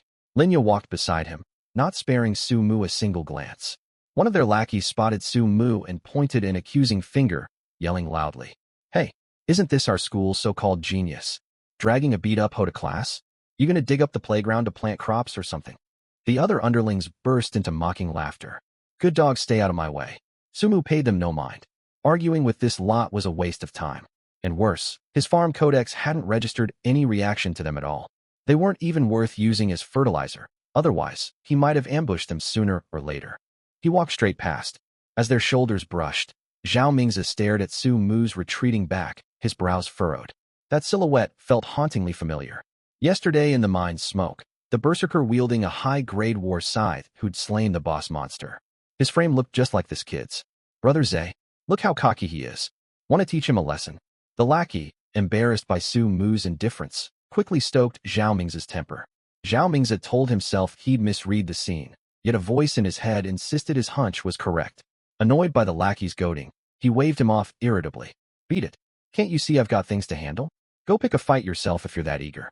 He quickened his pace and entered the school grounds. The lackeys exchanged confused glances, unsure what had gotten into their leader today. Jiangxing No. 1's secret realm sat behind the mountain, designated a low-risk safe zone. Sumu swiped his student ID to enter, picked a secluded trail, and vanished deep into the dense woods. Once certain no one lurked nearby, he summoned Daozai. "Roar!" Daozai flapped his wings excitedly. Sumu stared at him, convinced the dragon had grown noticeably larger overnight. Man and beast began clearing the area together. 3 LV.4 thorn vines burst out of the underbrush ahead. Sumu hefted his hoe and unleashed his skill, weeding. The vines' glossy fronds instantly dulled, their root systems snapping apart inch by inch. The LV.4 thorn vines perished on the spot. No denying it, this skill dealt devastating damage to plant-type monsters. Time to work, Daozai. For the entire morning, Sumu and Daozai fought in tandem. Plant monsters fell instantly to weeding. All other foes got hit with loosened soil first, then finished off by Daozai. The experience bars for the boy, the dragon, and the still snoozing Lilith rocketed upward. Slay LV. 6 Iron Beetle. Gain 300 EXP. Slay LV.7 Poison Tail Scorpion. Gain 450 EXP. 3 streaks of light flashed. Sumu and Daozai rose to LV.7, while Lilith hit LV.5. As they ventured deeper, the forest thinned out.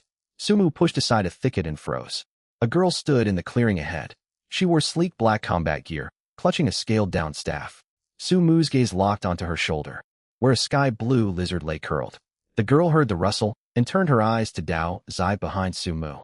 She arched an eyebrow, surprise flickering across her face for a split second. "Is that a dragon?" She spoke to Sumu first. Sumu eyed her warily, offering no reply. He'd slipped up, letting her spot Dao Zai. The cryptic message from last night left him on high alert, and her outfit, paired with that blue lizard, set off alarms. He'd never heard of any student at number 1 high with a blue lizard companion. He patted Dao Zai's head, planning to circle around her via another path. Backing slowly, Sumu hid half his body behind the bushes. At that moment, the rock wall beside him split open. A rock serpent as thick as a water barrel shot out, jaws wide, aiming straight for Sumu's spine. "Watch out," the girl shouted urgently. The blue lizard on her shoulder leaped, spitting a high-pressure jet of water. The stream struck the serpent's 7-inch mark dead on, hurling the beast backward to crash hard against the stone wall. The serpent rolled on the ground, shaking its head to launch another attack. Dao Zai roared, beating his wings to appear directly in front of the serpent. One claw slammed into its skull. A wet squelch echoed as red and white ichor splattered everywhere. The serpent's massive body collapsed motionless. The girl walked over, glancing at the serpent's corpse before studying Dao Zai closely. She held out her right hand to Sumu. "I'm Gu Qinghan." Qinghan as in clear frost reflecting snow. Sumu did not shake her hand, only nodded. "Sumu, thanks for the save earlier." Gu Qinghan lowered her hand, unbothered by his coldness.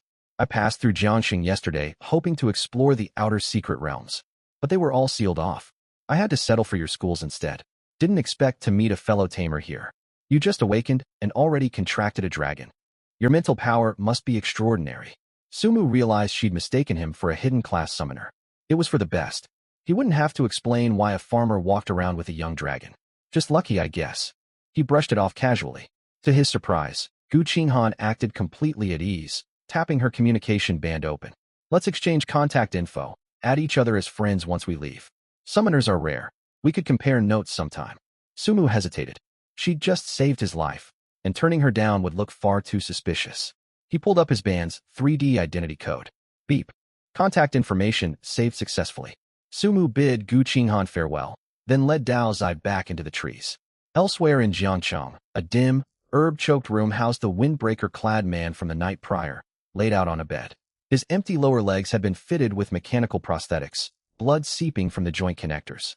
"Got yourself torn up pretty badly." An aged voice drifted from the room's shadowed corner. Gritting his teeth through the agony, the windbreaker man forced himself upright. "Sir." A wrinkled hand stretched out of the dark and pressed him back onto the mattress. "Tell me everything." The elder's tone held no emotion whatsoever. Sweat dripped down the windbreaker man's face, yet he recounted every detail of the previous night's events. Once he finished, a long silence blanketed the room, broken only by the steady beep of medical monitors. After a lengthy pause, "You're off this case. Collect a Type 2 serum from the storage vault later." The elder turned and walked away, his footsteps fading. Once the door clicked shut, he stared up at the ceiling and muttered to himself. "I did push things too soon, but have you lost all trust in me now?" Heh. A burly man stood respectfully outside the door, handing the elder his overcoat the moment he stepped out. Nightfall, Sumu finished washing up, laid back in bed, and opened his band to scroll the Jiangxing forum. A notification popped up, Clear Frost Snow requests to add you as a friend. He accepted, then clicked into Gu Qinghan's profile to learn more about this summoner girl.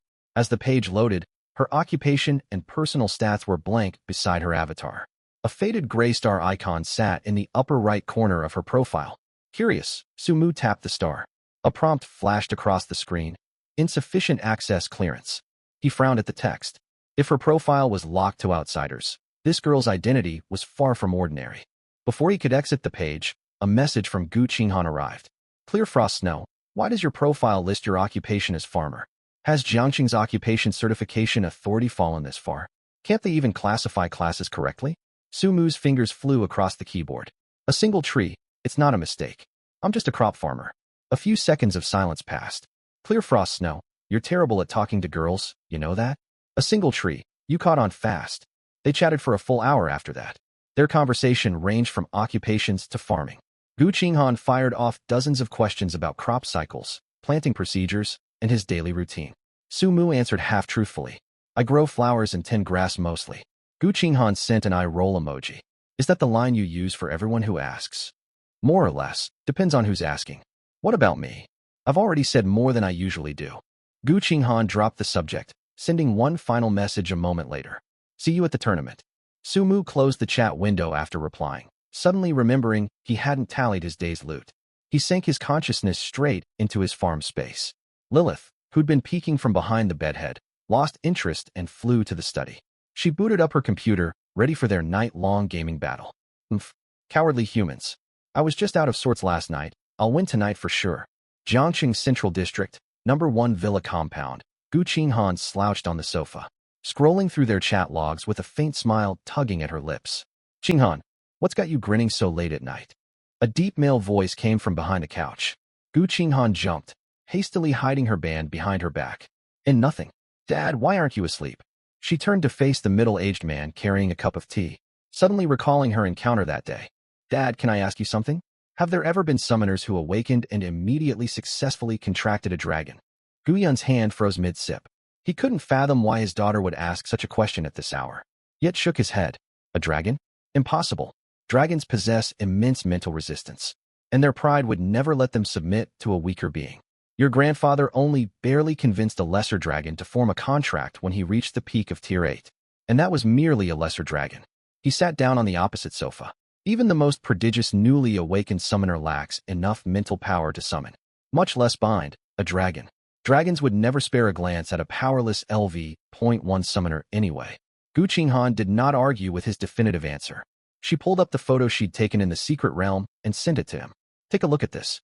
The snapshot captured Sumu walking ahead with his host slung over his shoulder, a silvery young dragon twisting its head to glare warily at the camera. Guyan stared at the image blankly at first, then nearly dropped his teacup, spilling tea all over an expensive carpet. Where did you get this photo? His voice rose sharply. He forgot all about his drink, zooming in on the picture and examining it repeatedly. I met him in number 1 high secret realm today. What? Gu Qinghan flinched at his raised tone. Bang! The study door slammed shut hard. Through the wood, Gu Qinghan faintly heard her father's urgent voice. Run a full background check on a student from Jiangqing number 1 high named. Yes, pull top-tier access permissions immediately, right now.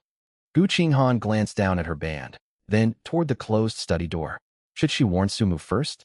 A few days later, squelch. The skull of an LV.8 bloodfiend boar caved in, its massive body crashing heavily into soft loam. Sumu stood beside the crater, host slung over his shoulder, wiping sweat from his brow. Beside him, Daozai huffed, thin transparent blade wisps puffing from its nostrils.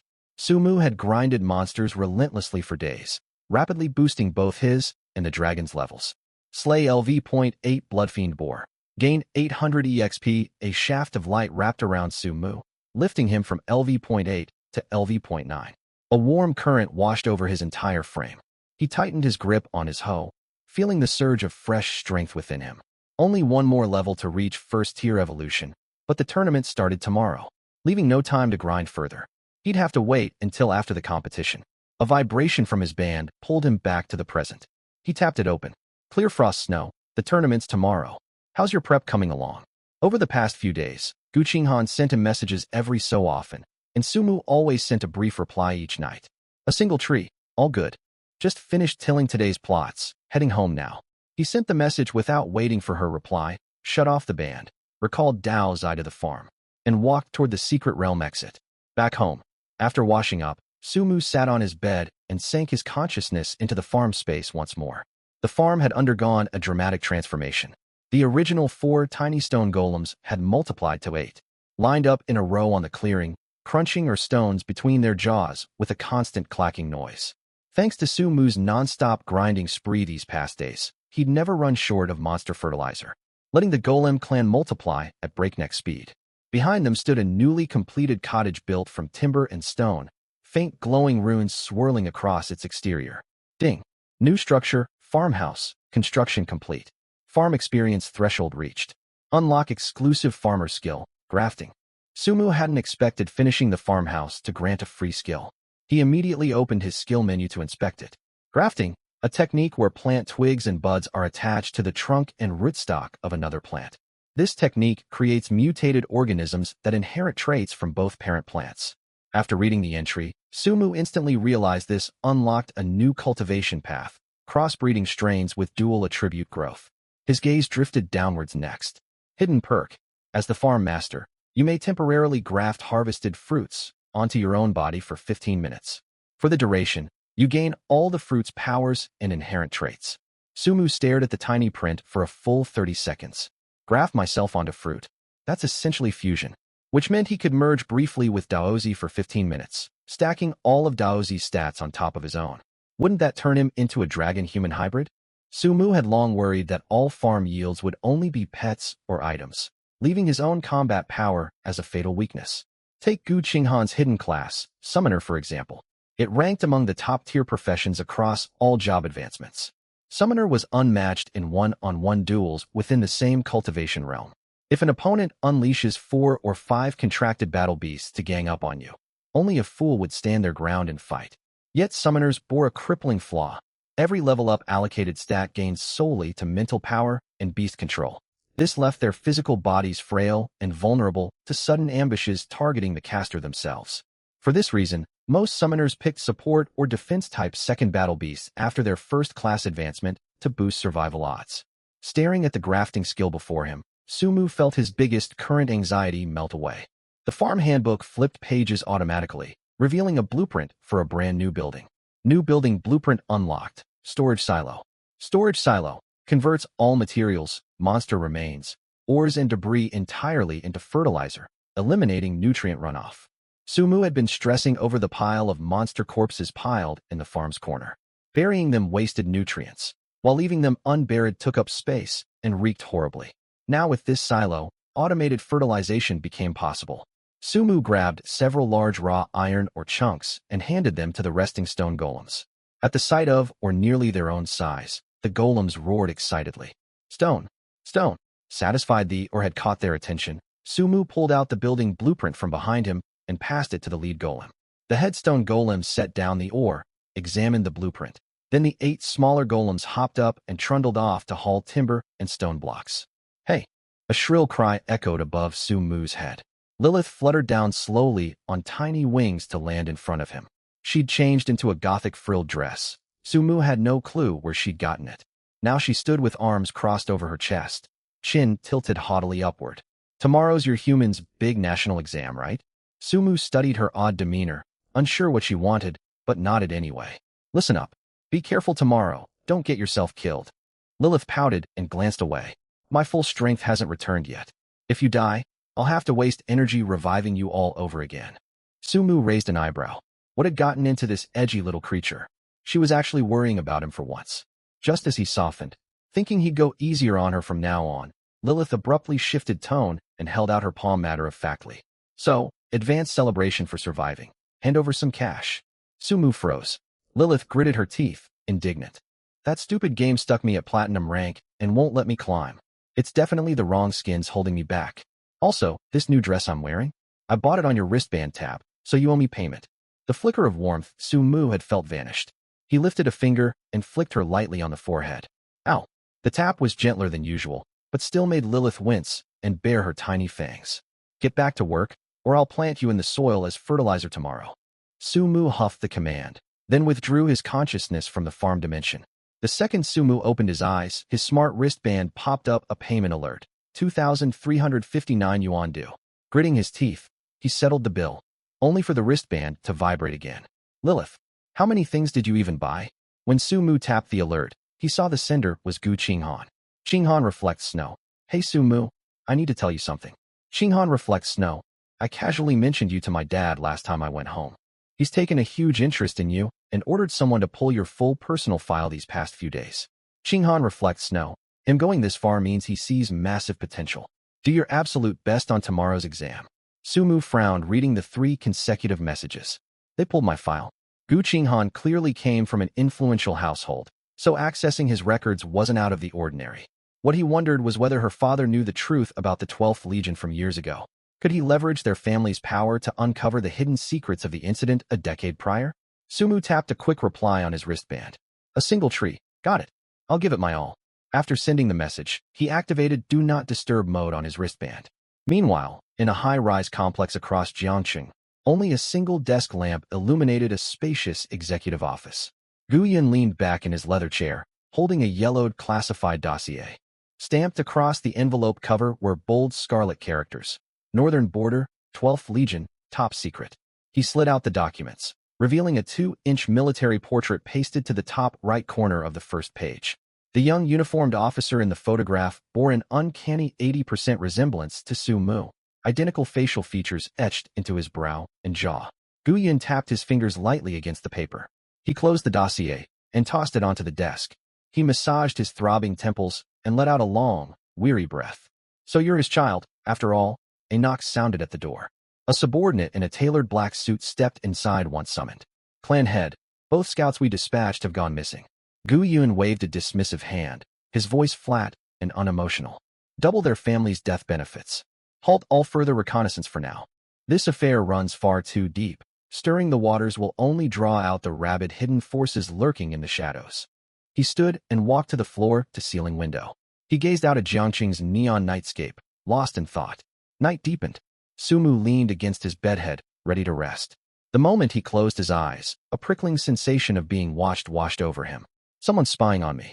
The feeling was faint, barely perceptible. He never would have detected it without his recent surge. Su Mu jolted upright. Whoosh. Lilith zoomed through the window wearing oversized gaming headphones. You felt that too? Lilith asked, looking at the seated Su Mu. Su Mu swung his legs over the bed and tugged the curtains aside gently. The street below sat empty, but a faint gray glint flashed atop the building opposite. Without hesitation, Lilith threw open the window and streaked out as a streak of crimson light, darting straight for the opposite rooftop. Su Mu summoned Daozi to his side. 2 minutes later, Lilith flew back through the window. She furrowed her brows at him. Got away. Su Mu shut the window and turned to her. Did you get a clear look at who it was? It wasn't human. Lilith shook her head, her tone unshakably certain. That thing vanished outright. No living aura, not even a shred of residual emotion left behind. Su Mu leaned against the wall, staring silently out the window. Wind scattered the heavy clouds covering the moon, silvery moonlight slanting through the window into the dim room, landing squarely on the wall calendar. College entrance exam countdown, 0 days. Ever since he awakened his powers, every strange incident had converged on this exact day, like the moonlight outside, visible yet impossible to grasp. Su Mu stepped over to the calendar and stared at the date printed there. Something terrible was bound to happen tomorrow. The sports field at Jiangxing No. 1 High School teemed with students. Slung over his shoulder was his signature, Ho, as Su Mu ambled to the rear of the life profession zone. Yo, isn't this the perfect score scholar? Can't even afford a full set of gear. A buzz-cut boy from a neighboring zone whistled at him. Su Mu recognized him as one of Zhao Ming's lackeys. A female voice cut through the chatter nearby. Your own equipment's nothing to brag about. That leather armor of yours can't even block attacks above level 5. Gu Qinghan stepped out from the crowd. Her blue lizard-contracted beast perched on her shoulder, flicking its tongue tauntingly at the buzz-cut boy. The lizard locked its hostile gaze on him, and the boy instinctively stumbled a half-step backward. You, mind your own business. Assassins prioritize lightweight gear. He lost his nerve under the crowd's staring eyes, spun around, and vanished into the throng. Su Mu met Gu Qinghan's gaze, neither speaking a word. Up on the viewing platform, the head examiner picked up a megaphone and began reciting the rules. For this unified assessment, all examinees will be teleported randomly into a designated secret realm with a 6-hour time limit. Final scores will be split into 2 categories, which will be displayed publicly once you enter the realm. A final reminder, every wristband is fitted with an emergency distress button. Pressing it will summon invigilators for rescue, but counts as a voluntary forfeit of the rest of the exam. Your score will be frozen at its current value. As his words faded, a massive mechanical contraption at the field's center unfurled, rising into a swirling pale green teleportation light curtain. Su Mu exchanged a glance with Gu Qinghan, tugged the brim of his straw hat down, and stepped into the glowing portal amid the surging crowd. A brief weightless sensation passed before Su Mu's boots touched soft loam soil. Before he could survey his surroundings, a sharp whistling cut the air beside him. From behind a giant bush to his left, a man eating flour half his height lined with jagged fangs lunged straight for his torso. A notification popped up on his wristband. Tropical carnivorous flower, level 5. Su Mu dodged sideways, twirling his wrist to swing the hoe hard against the flower's lower jaw. Weeding slash. The thrashing carnivorous flower stiffened instantly, its stalk fading sickly yellow from root to bloom. Crunch. Its enormous flower head snapped clean off, shattering into fragments on the ground. His wristband vibrated. Level 5 tropical carnivorous flower eliminated. Plus 5 points. Only after disposing of the flower did Sumu review the rules. Points could be earned 2 ways. Collecting harvestable materials higher quality yielded more points, or slaying demonic beasts. Sumu pushed apart the bush where the flower had hidden, spotting a glowing tiny mushroom growing atop a rotting log. Moonlight mushroom, 5 points. Not bad, 10 points right off the bat. As Sumu examined the mushroom in his palm, rustling came from the thicket behind him. A green serpent as thick as a human wrist slithered its head out. A streak of silver-gray light flashed mid-air. Daozi materialized out of thin air, slamming his small claws down on the serpent's skull. The snake didn't even get a chance to hiss before it split clean in two. Sumu scratched Daozi's scaled head. For this exam, only he and the little dragon could fight. Lilith would have to rest safely back in the farm dimension. Countless invigilators monitored every corner of the secret realm. If Lilith unleashed her power, her abyssal aura would be impossible to conceal, leaving Sumu with zero room to explain himself. He glanced at the dead serpent on the ground. The farm dimension was locked for the exam, a waste of perfect fertilizer material. Sumu walked deeper into the jungle with Daozi. He skimmed the exam rules on his wristband as he went. The exam balanced gathering and combat, clearly designed to give non-combat professions a fighting chance. Bonus points would also be awarded based on innate talent and profession rarity at the final tally. Yet one rule was conspicuously absent: no ban on seizing materials. Unofficial team-ups were entirely unregulated, a suspicious loophole. Boy and dragon trekked deeper through the ancient giantwood forest. Daozi circled overhead, unleashing a breath attack that incinerated 2 centipedes sneaking up to ambush Sumu. Without warning, the bush to their left exploded outward.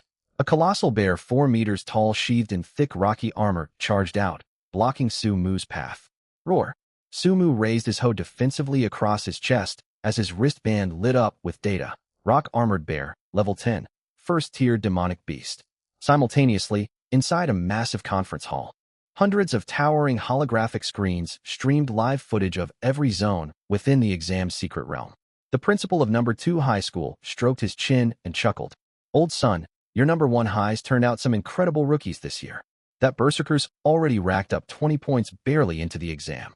The address number 1 high principal sipped tea with a grin. Hardly, old Wong.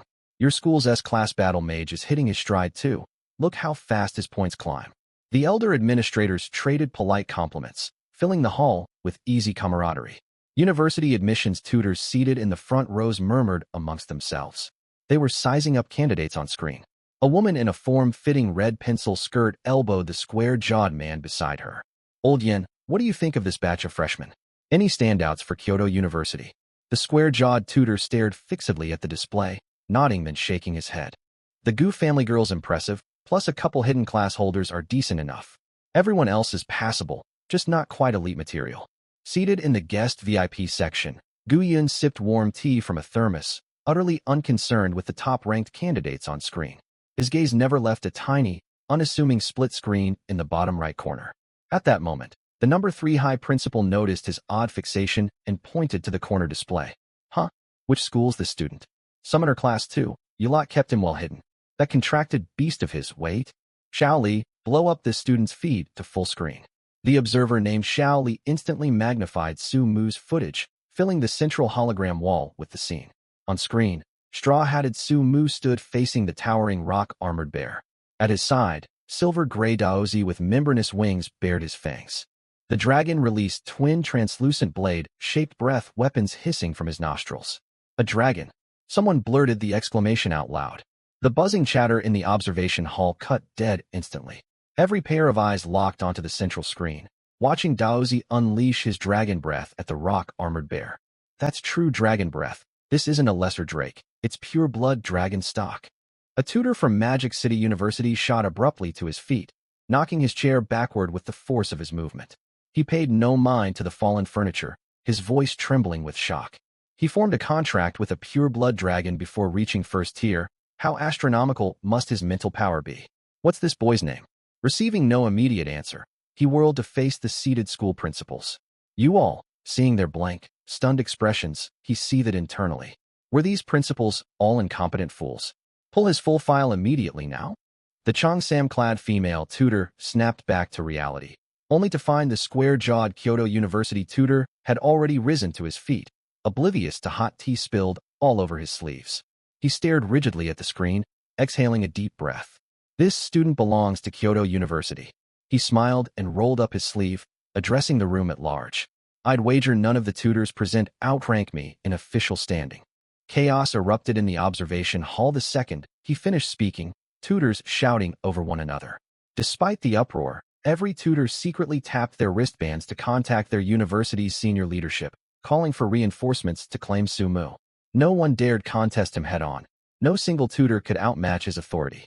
Gu Yun watched the teenage boy on screen, fully aware of his daughter's unusual behavior. His own foresight and boldness paled in comparison to his daughter's instincts.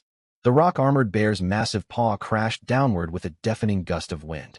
Sumu hunched low, sliding sideways as if slipping on mud to dodge the blow. Daozi circled anxiously overhead, holding back from rushing in blindly. The instant the bear's paw slammed into the loam, Sumu drove the hose blade deep into the ground. Loosened soil. The bear's front paw, already sunk into soft earth, sank further along with half its hind leg. Cracks spiderwebbed across its thick rocky armor. The rock-armored bear roared, straining to yank its trapped limbs free. But the loose soil clung to its limbs like living muck, refusing to release its grip. I've been waiting for exactly this opening. Sumu rolled twice across the dirt and scrambled upright. Daozi had fully charged his dragon breath. Folding his wings, he dove steeply, spewing a blade-edged dragon breath straight into the bear's face at point-blank range. The full blast slammed the bear's skull backward, sending the 4-meter behemoth toppling onto its rear with perfectly calibrated force, stunned but not fatally concussed. Daozi folded his wings and plummeted downward, slamming his claws into the bear's rock-crusted skull. Crunch! The armored cranium caved completely under a single strike. The rock-armored bear twitched its limbs twice on the ground, then fell motionless. Sumu's wristband vibrated once. Eliminated. Level 10 rock-armored bear, first tier demonic beast. Plus 700 points. Staring at the newly updated point tally on his wristband, Sumu glanced down at the fallen giant bear and whistled softly in surprise. He knelt and brushed a hand over the beast's rocky hide. What a waste of prime fertilizer. Too many eyes watching to haul it back to the farm now. Daozi patted over and rubbed his head against Sumu's palm, rumbling low in his throat, eager to feast on the bear corpse. Sumu patted his growing skull. Go ahead, eat your fill. Given permission, Daozi immediately tore into the carcass. Sumu stood and pulled up the live leaderboard on his wristband. His name sat firmly in first place, with the point totals of every runner-up plummeting off the chart in a sheer vertical drop. He let out a soft chuckle, lifted his hoe, and patted Dazai, who'd already eaten more than half of the rock armor bear. Nearly done. I'll treat you to something good back at camp. Then we'll keep grinding monsters. What he didn't know was that a dozen giant screens were locked onto this battlefield at that very moment. The principals in the conference room, who usually carried themselves with lofty dignity, all gaped open-mouthed in shock.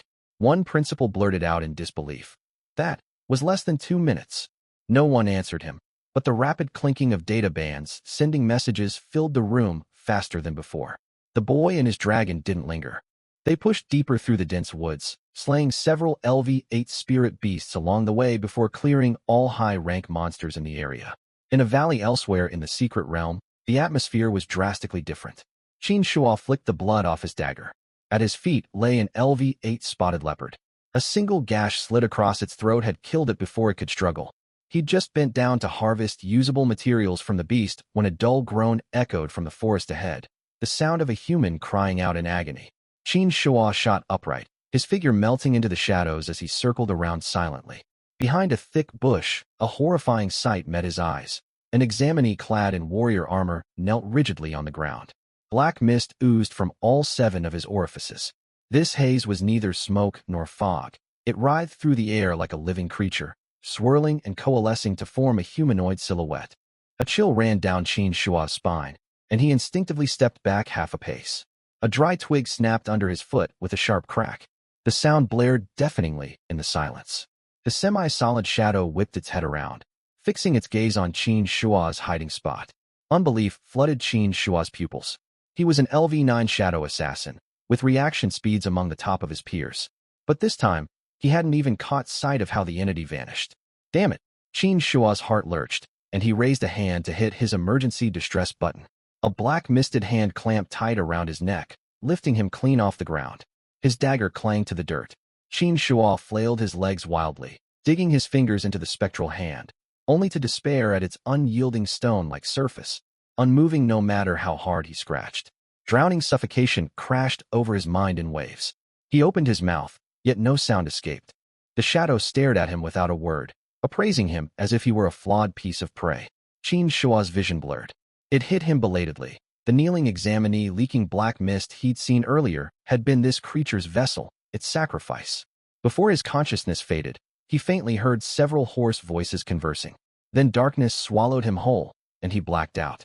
Scenes identical to this unfolded all across the secret realm. Back in the conference room, the argument still raged. An observer frowned at the palm-sized split-screen monitor before him. Footage of more than a dozen examinees hadn't moved for 10 full minutes. He pressed his communicator. Proctor C1, C5, C7, C. Observation room here. Multiple examinees in your zones have not shifted positions in over 10 minutes. Proceed to investigate immediately. Coordinates are copy that. Received en route now. Fragmented responses trickled in. 5 minutes later, Xiao Li hailed the first 5 proctors he'd contacted again. Silence. His heart dropped. He messaged the remaining supervisors, only managing to reach 3 who hadn't yet reached the scene and 1 who'd just arrived. The proctor's trembling voice crackled through the comms. That examinee. No, he's not human anymore. All his soul and blood have been drained dry. Level 1 emergency alert. Repeat, Level 1 emergency alert. Cold sweat soaked Xiao Li's back the instant he heard the report. He jumped up to brief the senior officials standing behind him. The principals, who'd been exchanging pleasantries moments earlier, lost all traces of smiles from their faces. Every proctor was a Tier 2 combat instructor or higher. For had gone radio silent at once, and examinees were being drained of life by some unknown entity. The number 2 high school principal slammed his fist on the table and shot to his feet. Mobilize all personnel immediately to enter the secret realm. He never finished his sentence. Every screen in the room cut to black, then flickered back on, all displaying the same pitch-black figure. The square-jawed official stood abruptly, his face hardening instantly. Abyss Shadow Fiend. The shadow clutched an examinee aloft for all the screens to see. The youth's legs dangled uselessly as he scrabbled desperately at the spectral hand. His skin turned a sickly purple-blue from asphyxiation. Release my Lord Spawn. The Shadow Fiend's voice grated like rough stone. Otherwise, every human within this secret realm shall share his fate. With that, it tightened its grip. Crack. The examinee's neck twisted at an unnatural angle, his head lolling to the side, and his hands fell limp. The conference room fell silent for a heartbeat, then erupted into chaos. He's insane. How dare he? Contact the military at once. Request combat troop backup. A staff member stumbled rushing into the room, panic etched across his features. The secret realm, it's sealed off. All communication with the interior is severed, and the teleportation gates won't activate. Dead silence blanketed the room, broken only by the shadow figure on screen tilting its head faintly. Every mind went blank.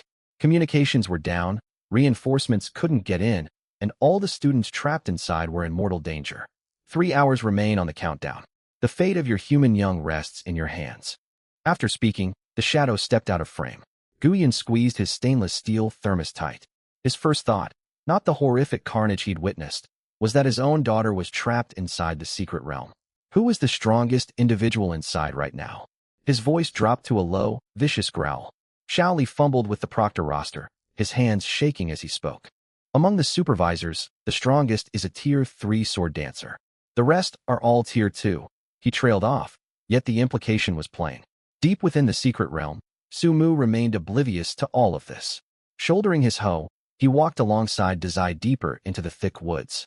Suddenly, the data band on his wrist flickered once, its screen flooding with garbled code before freezing entirely.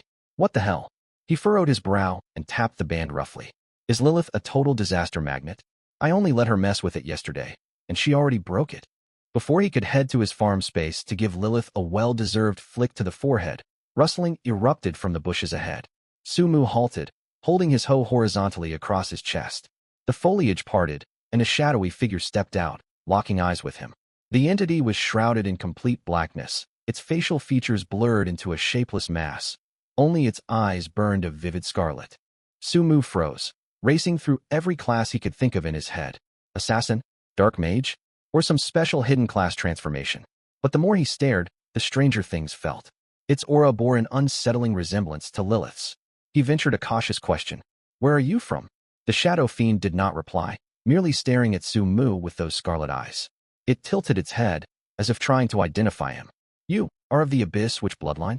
Sumu's heart skipped a beat at the shadow's words, yet he kept his expression utterly neutral. He realized the creature hadn't attacked instantly upon seeing him, likely because Lilith's aura clung to his body. The shadow fiend tilted its head, studying him. When he said nothing, its scarlet gaze sharpened with scrutiny. Sumu's mind raced a mile a minute. The garbled frozen screen on his databand was almost certainly their doing. The fiend roamed freely through the exam's secret realm. This meant the external monitoring systems were likely under their control. I have to take the gamble. Sumu sent a wisp of consciousness into his farm dimension. Lilith lay curled on a small rocking chair, fast asleep. Without a word, he strode over and flicked her hard between the brows. Ow. Sumu, what's wrong with you? Cut the attitude, Lilith. Release a faint wisp of abyss aura, just a tiny bit. Sumu cut her off before she could fly into a rage. Lilith clutched her forehead, ready to unleash a torrent of complaints, then twitched her nose. She caught the stench of abyss energy drifting from outside, and surprisingly held her tongue. She lifted a finger, letting a thin stream of crimson-black mist seep from her fingertip. Outside, a noble, faint abyss aura suddenly rolled off Sumu's body, tangible despite its weakness. The shadow fiend, which had been tilting its head to judge him, stiffened rigidly. The next instant, it dropped to one knee before Sumu, its tone shifting from wariness to deference. Greetings, emissary. Sumu lowered his hoe, straightening his back, and gave a shallow nod. He kept his words sparse, talk too much, make mistakes. In moments like this, acting aloof and authoritative was the safest play when you knew nothing. Seeing Sumu tacitly acknowledge its address, the fiend grew even more subservient and volunteered a full report. Half a year ago, one of our lords was captured during a raid on a human forward outpost. 2 months passed. Humans sealed her power and secretly transferred her to Jiangqing. I was ordered to infiltrate this secret realm to rescue her. I beg your forgiveness for failing to recognize your station earlier. Cut to the critical matters. How far has your operation progressed? Sumu waved a hand dismissively, his tone flat, betraying no emotion. To answer you, emissary, we sent 2 squads to infiltrate. Our strongest combatant, Captain Bruce, is LV-49. LV-49. A cold dread washed over Sumu. Peak Tier 4, 3 full realms above him. A direct confrontation would leave him with 0 chance of escape. Still, he masked his panic and pressed for more intel. That's all. Who aided your entry? The shadow fiend bowed its head lower. We have a collaborator within Jiangqing's leadership. Rest assured, emissary. Our inside contact tampered with the secret realm's teleportation arrays and communications network.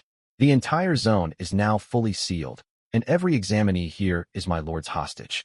The strongest human within the secret realm tops out at LV-32, and they fled gravely wounded. A mole in their ranks. Sumu suppressed his shock and waved the fiend off impatiently. I understand.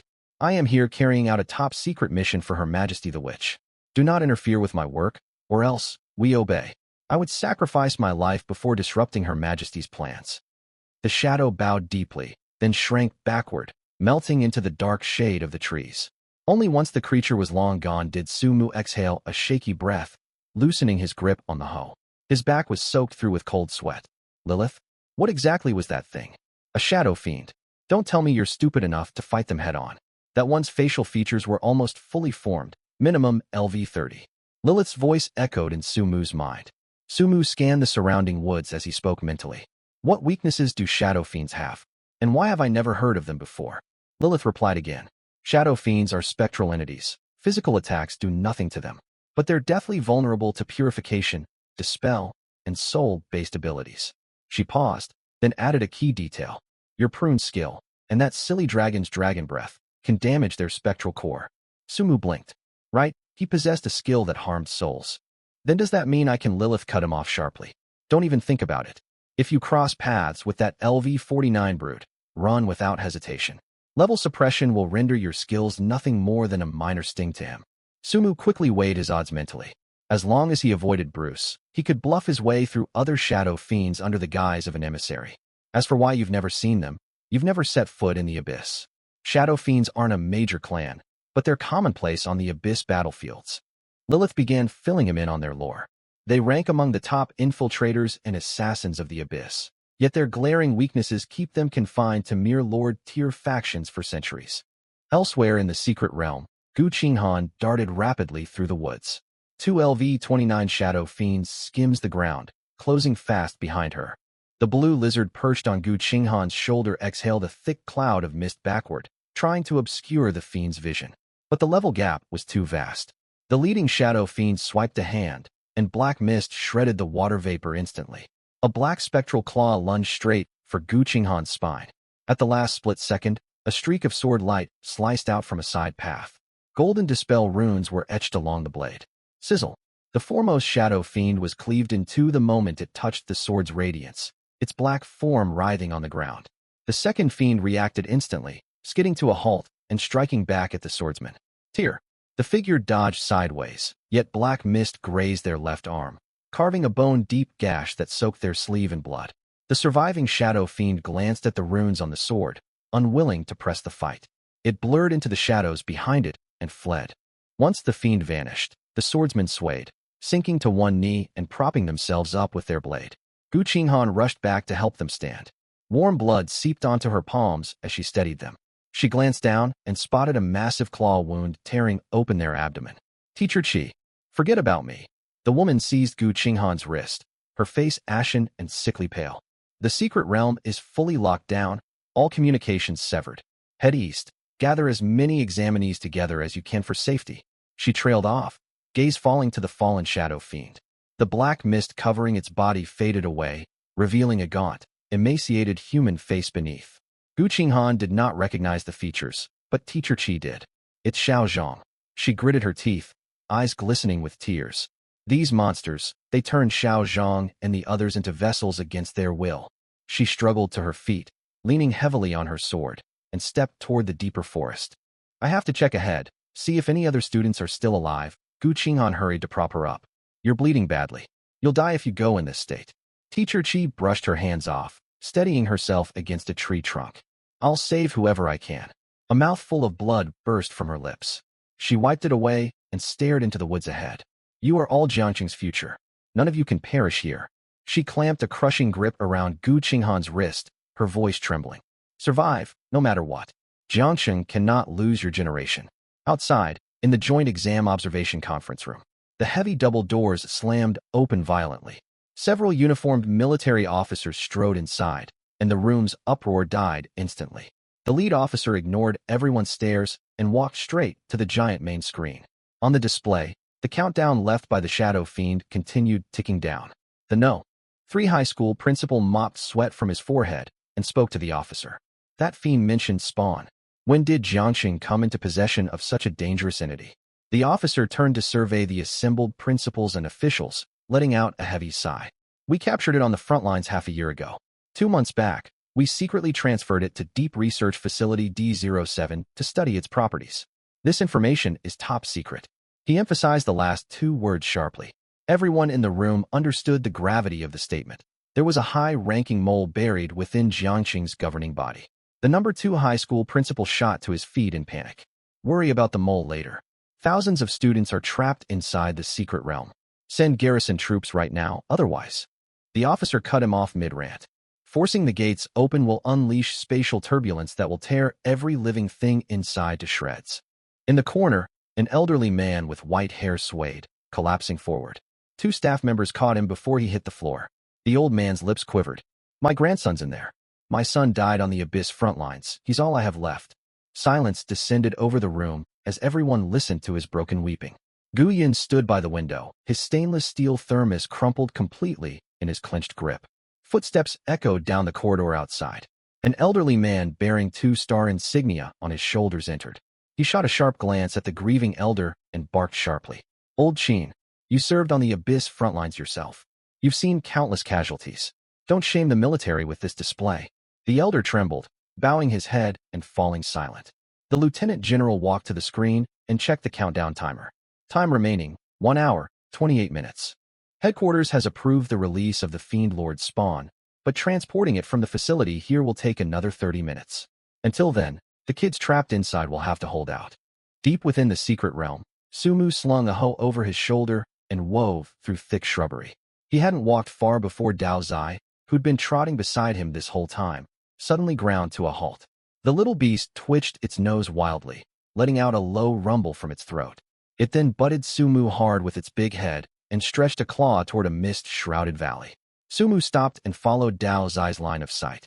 The place was eerily quiet, and the only creature capable of agitating Dao Zai this way was a shadow fiend.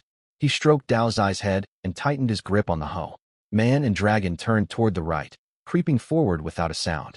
Dao Zai flattened its body and slipped straight into the bushes, folding its wings tight against its sides. It moved like an oversized house cat. Sumu trailed behind, holding the hoe horizontally before him, ready to strike at any moment. After roughly 5 minutes of walking, muffled whimpers drifted from up ahead. Sumu froze, signaling Dao Zai to stay quiet, then craned his neck to peer through the foliage. A young man clad in armor lay sprawled on the ground, a black thorny spike jammed deep into his back. The spike writhed like a living thing, already covering half his spine. His face was ashen, and broken pleas spilled from his lips. Help me. Dao Zai let out a low growl, wings flaring slightly open. Sumu pressed a hand to its head. Hold on. He crouched down, grabbed a rock from the dirt, and hurled it off to one side. It thudded heavily against a tree trunk.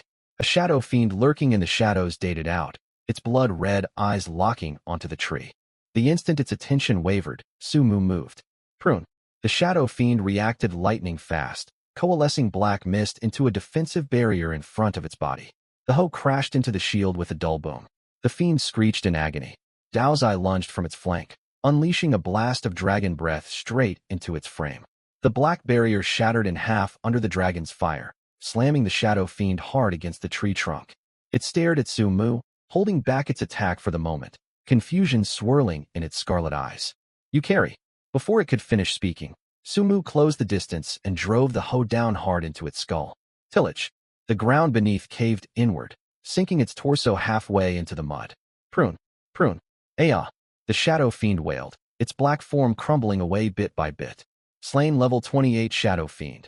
EXP plus 9,200. A shaft of light wrapped around Sumu, and his level shot straight up to level 10.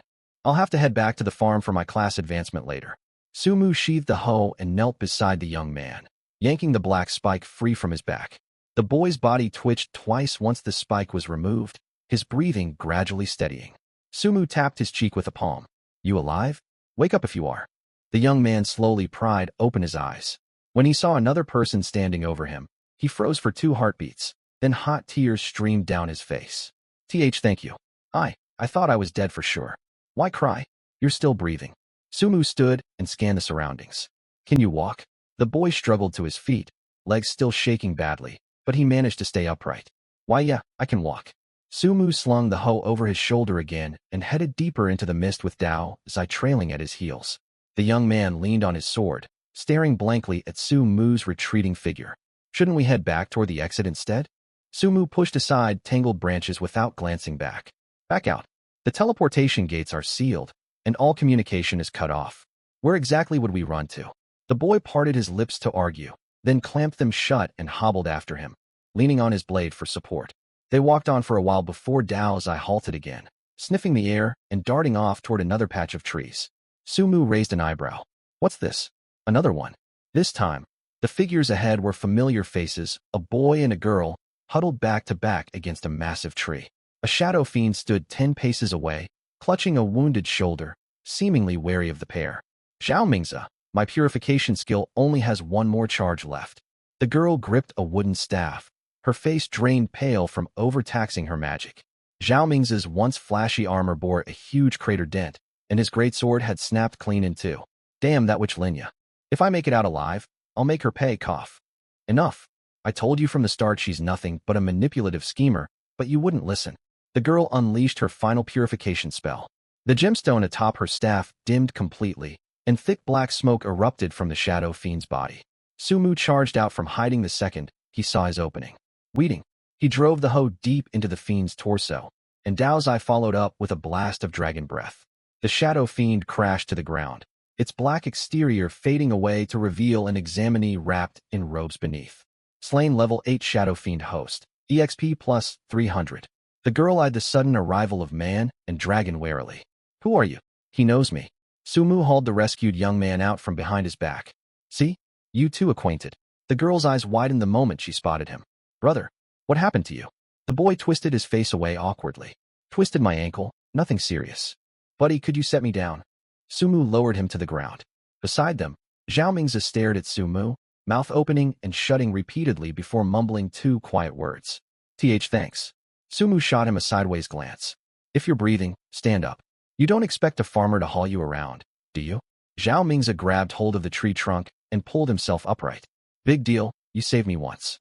Why act so high and mighty? Haven't I pulled your chestnuts out? Sumu blinked in surprise.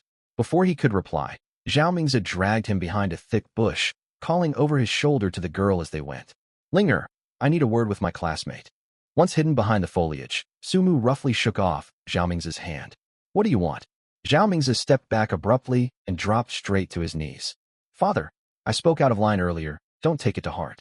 It was all my fault for competing with you over Linya, though I still have to warn you, she's rotten to the core you. Sumu was completely dumbfounded. Where on earth had he suddenly picked up a son? His sword's broken. Will he switch to a halberd as his new weapon next? Linya? She's the one who kept clinging to me. I never had any interest in her at all. You're absolutely right, father. See, can you help me up first? My legs gave out. Hey, father, Sumu. Seeing Sumu already turning to walk away, Zhao Mingzi panicked. Just then, Sun Linger poked her head out from the bushes. Zhao Mingzi, what are you yelling about? Let's go. Right. I'm just looking for something. Zhao Mingzi dropped to his hands and knees, pretending to rummage through the dirt frantically. Sun Linger rolled her eyes and muttered something about him being crazy before walking back to the group. Another dozen minutes of walking passed, and 7 people now traveled. Sumu led the way, Dao's eye floating beside him, tilting its head and sniffing the air every few steps. The 7 examinees followed cautiously, terrified of making a sound that might anger the man and dragon ahead. Sun Linger leaned close to her elder brother and whispered, Brother, you're a battle mage. How did you end up in such a state? And how do you two know each other anyway? Sun Che coughed and shot a nervous glance at Sumu, silently praying his friend wouldn't expose his lie. If push came to shove, he'd even kowtow. We fought an abyss monster together. I'm worn thin from exhaustion. That's all. Zhao Mingzi trotted over to join them. Linger, this is my classmate. We're super close. Sun Che glared sharply at the hand Zhao Mingzi was lifting to rest on his sister's arm. Zhao Mingzi, if you value that hand. Right then, Dao's eye froze, letting out a low rumble from its throat. Sumu held up a hand to signal the rest to stop, gripping his hoe tightly as he stared into the bushes ahead. Rustling noises echoed from within the foliage, and a figure stumbled out moments later. A blue lizard perched on her shoulder slid straight down to land at Sumu's feet. The girl lifted her head, locking eyes with Sumu. Sumu froze. Gu Qinghan froze too. Gu Qinghan. Sumu, run. Before Gu Qinghan finished her warning, 2 shapes burst from the bushes. Sumu planted the hoe firmly in the ground behind him. Tillage. The ground lurched. Within a 10-meter radius centered on Sumu, solid packed earth instantly dissolved into thick, sticky mire. The 2 shadow fiends charging full speed forward had no time to break. Their lower bodies sank deep into the mud the second their feet touched it. Forward momentum sent their upper torsos crashing down, carving deep troughs through the bog. Sumu closed the gap in an instant, grabbing Gu Qinghan by the arm and yanking her backward hard. Gu Qinghan barely had time to process what was happening before she slammed into a solid chest. Before she could recover, Sumu leaped several meters back with her, hauling her onto his back in one fluid motion. The 2 shadow fiends trapped in the mire roared, burrowing to tear themselves free. A heartbeat later, 2 black figures erupted from nearby cover. One level 28 shadow fiend charged straight for Sumu, while the other circled around to attack Sun Linger and the rest of the group. Chaos erupted among the trailing examinees. Sun Che and Zhao Mingzi shielded her. Sun Linger waved her staff, barely conjuring a thin barrier of white purification light to wrap around the 2 boys, buying them a little time. Hearing the commotion behind him, Sumu rested a palm atop Dao Zai's massive head. Graph fusion.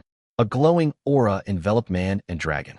Gu Qinghan could feel Sumu's body temperature spike beneath her, and fine dragon scales began to spread across his skin. She scrambled down off his back the second the light faded.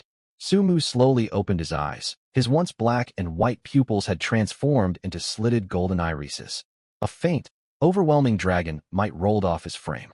A scaled tail whipped out from behind him, cutting through the air with a sharp crack before slamming hard into a patch of shadow. Boom! The shadow fiend leaping out from the darkness was sent flying like a train hit it. It hurtled over a dozen meters, snapping 3 tree trunks before finally skidding to a halt. Its black mist body flickered and frayed from the impact. Sun Che stared at Su Mu's dragonkin transformation, jaw hanging open in shock. What kind of skill is that? Su Mu twisted his neck, his bones popping like frying beans. He stared at the fiend he'd sent flying, a wild thought crossing his mind. Even a level 49 monster wouldn't stand a chance against a single punch right now. But he knew it was just an illusion from his sudden power. He lifted one foot and stamped it hard into the ground. Tillage. The skill's power doubled instantly. Every patch of earth within 20 meters melted into churning swamp. Su Mu stood atop the mire as if walking on solid stone. He hefted his hoe, driving power into his legs. Mud exploded beneath his feet as he charged forward. The shadow fiend had barely clambered back to its feet when it saw the hoe swelling larger and larger in its field of vision. Whoom! The sheer force of the swing created a sonic boom. Crash! The hoe slammed dead center. The brutal impact sent its body spinning through a full 180-degree front flip before it crashed heavily back into the bog, sending mud splashing 2 meters high. But as a wraith-like spirit creature, the heavy physical blow hadn't damaged its core. The swamp roiled as it prepared to slip away. Hell no, you're not getting away. Su Mu twisted his wrist and raised the hoe again. Prune. The amplified prune skill activated, blazing white light wrapping around the hoe's blade. Crack. The hoe cleaved downward, and something within the fiend shattered. The shadow fiend let out a blood-curdling scream. Its black mist form burst apart, dissolving completely into thin air. A shriveled corpse wearing an invigilator's uniform flopped into the bog with a wet squelch. Slain level 28 Shadow Fiend host. EXP plus 1000. I hit you that hard, and you still thought you could survive? Su Mu spun to face the rear. The second Shadow Fiend was closing in on Sun Linger and the others behind their purification shield. Sun Linger's face was deathly pale, her barrier on the verge of collapsing. Su Mu drew a deep breath, chest swelling as white light ignited in his throat. He exhaled a blade dragon breath directly onto the hoe clutched in his hands. Translucent blade-shaped energy coiled around the metal. Su Mu twisted his waist, pulled his arm back, and threw it. Whoosh! The light-wreathed hoe sliced through the air, piercing clean through the shadow fiend's torso. The fiend screamed and dropped to its knees, trying to melt into shadow to escape. Su Mu blurred across the distance, appearing directly before it in an instant, sharp claws clamping tight. Prune. As the skill triggered, Su Mu opened his jaws and unleashed a point-blank blast of dragon breath. Another agonizing shriek echoed out. The black mist dissolved entirely, revealing another invigilator's corpse beneath. Zhao Mingzi swallowed hard, staring at Su Mu's monstrous transformed form. He was silently thanking himself for kneeling early when he'd had the chance. Gu Qinghan stared at Su Mu's dragonkin state, mind reeling. Can summoners even merge bodies with their contracts? Had her grandfather and father hidden this secret power from her all along? She parted her lips. The white aura covering Su Mu dissipated. The dragon's scales, horns, and tail faded away with the light, returning him to his ordinary human appearance. Beside him, Daozai rolled its eyes, tongue lolling limply from its mouth. The Graph fusion had drained every last ounce of its energy. Forcibly severed from the merge, it couldn't even let out a roar, its body shrinking into a stream of light that zipped back to the farm. Su Mu's vision swam as he stared at 3 overlapping images of Gu Qinghan. His legs buckled, and he pitched forward rigidly. Su Mu. Gu Qinghan let out a startled cry and darted forward to catch his falling body. Su Mu's face pressed into something soft, and he blacked out completely. 100 meters away from the group, 2 shadow fiends with twisted, warped facial features lurked silently behind the shrubbery, one level 35, the other level 36. Watching Su Mu collapse, scarlet light flashed in one fiend's eyes. It leaned forward, ready to rush out and finish him off. Wait! The second fiend grabbed its companion's arm to hold it back. Wosaki, what are you doing? The boy's unconscious. This is the perfect opening. Wosaki shook its head, striking a wise, mysterious pose. The envoy is only pretending to fall to win the trust of these crafty humans, so they can complete the top-secret mission without suspicion. Envoy? What top-secret mission? Its companion stared at Wosaki in utter confusion. Wosaki sighed, disappointed by its lack of insight. Can't you feel the noble abyss aura of the queen clinging to him? And he commands a pure-blood dragon at his side. No ordinary person could tame a dragon at Tier 1 without the queen's blessing.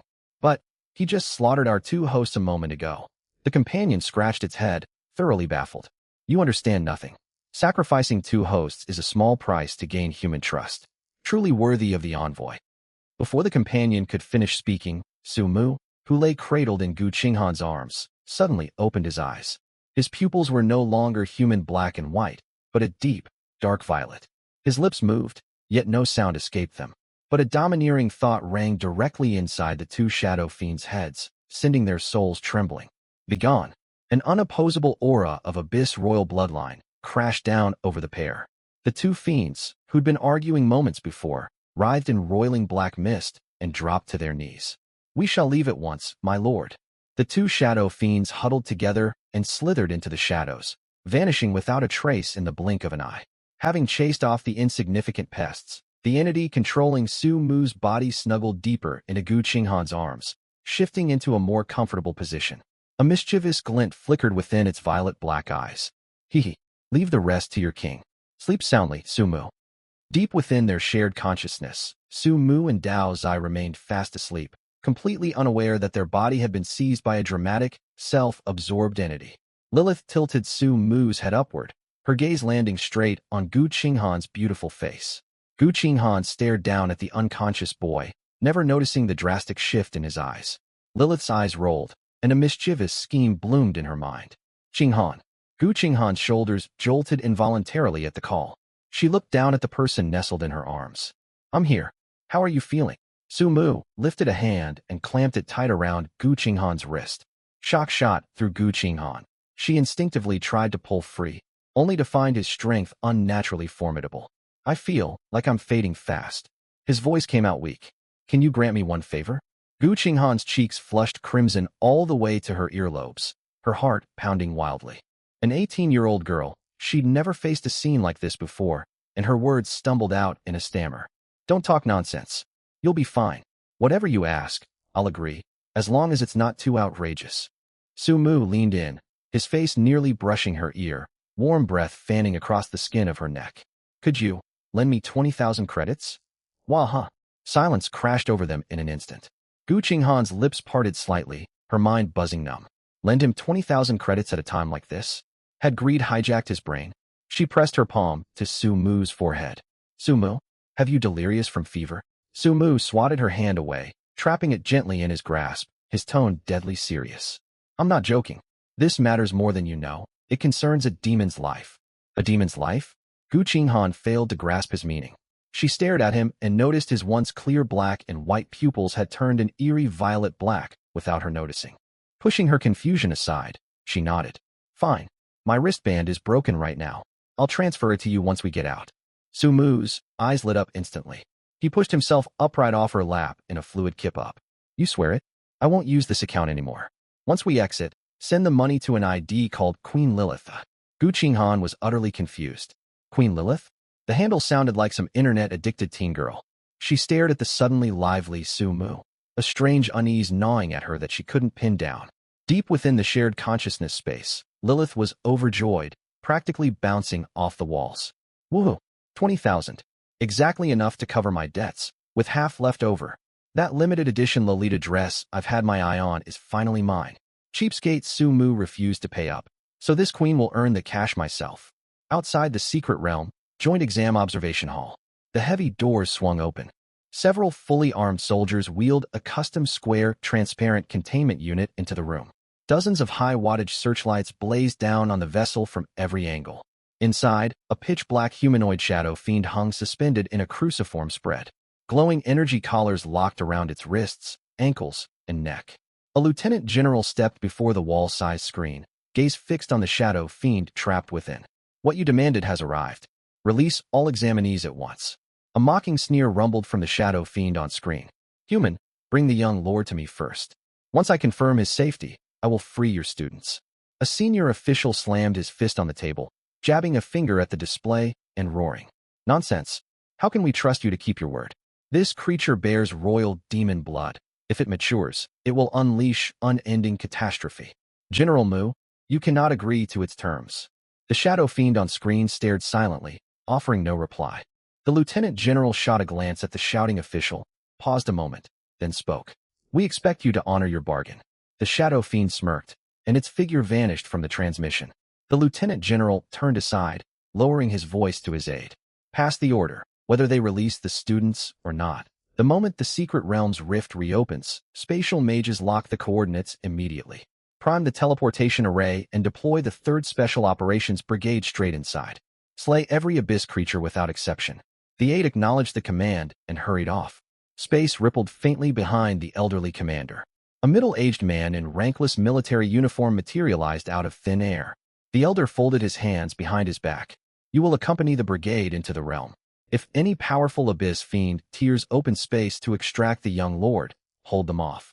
Under no circumstances can that royal spawn return alive to the abyss. He paused. If necessary, sacrificing some students is authorized. The middle-aged man nodded, then vanished into thin air once more. Minutes later, the Secret Realm's teleportation gateway flared open again on Jiangxing No. 1 High School sports field.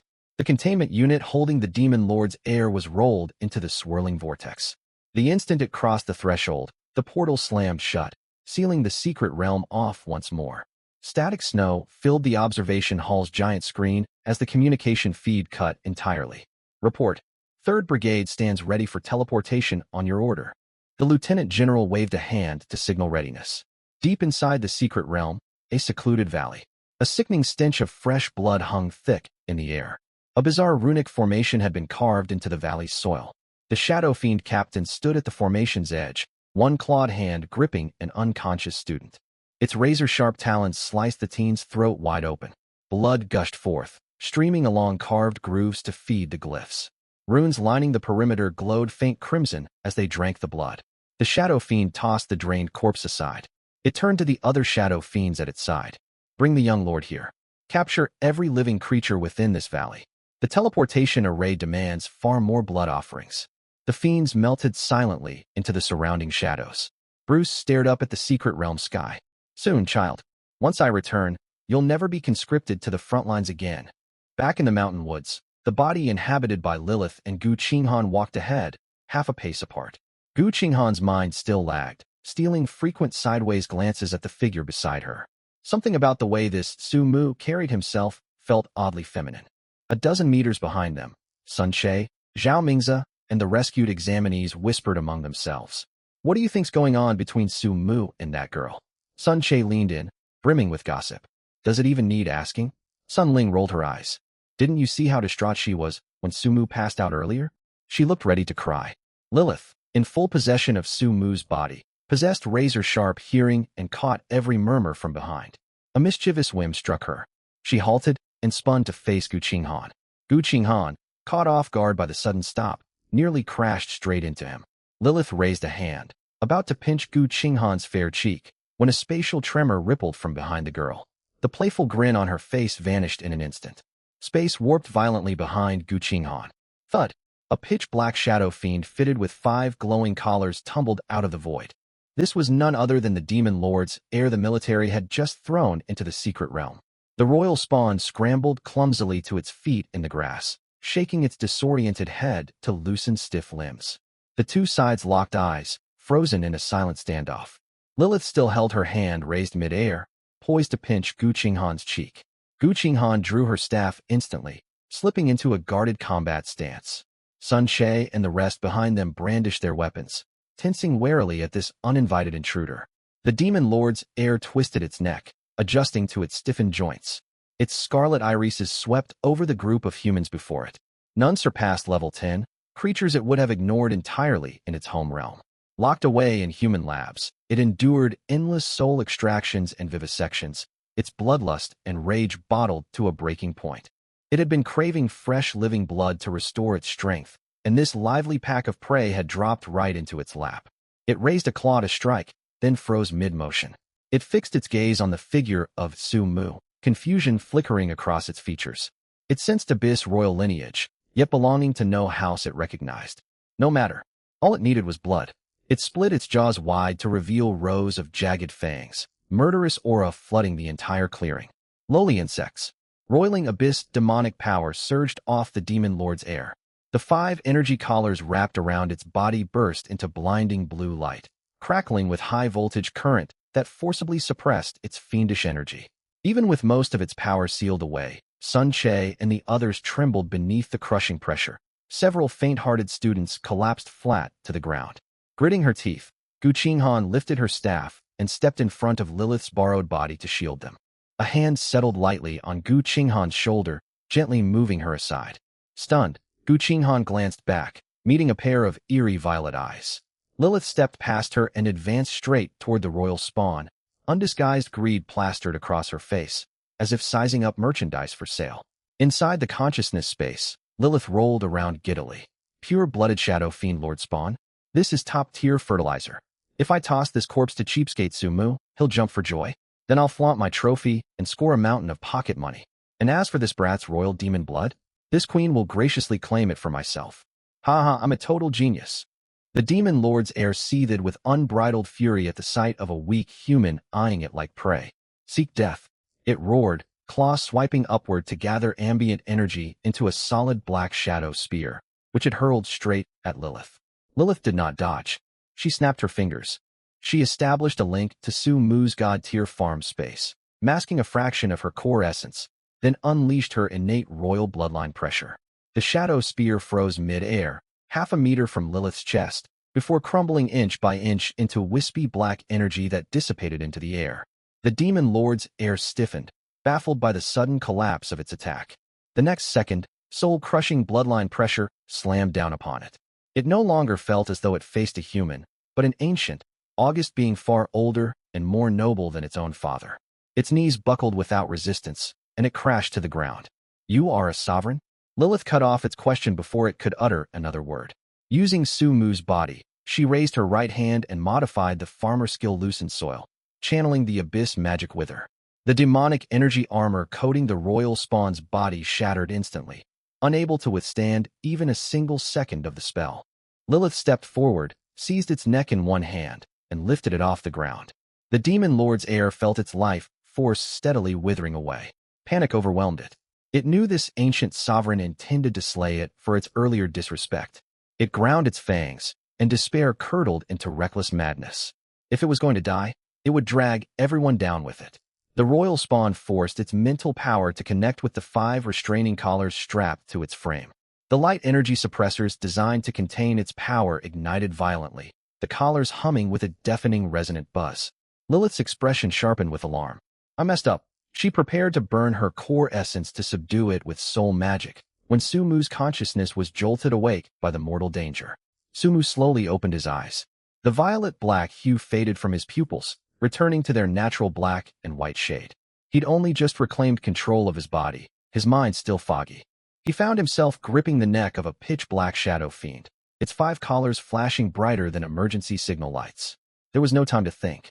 Acting purely on instinct, he summoned his hoe to his right hand with a thought. Prune times 2. He swung the hoe backward twice in rapid succession.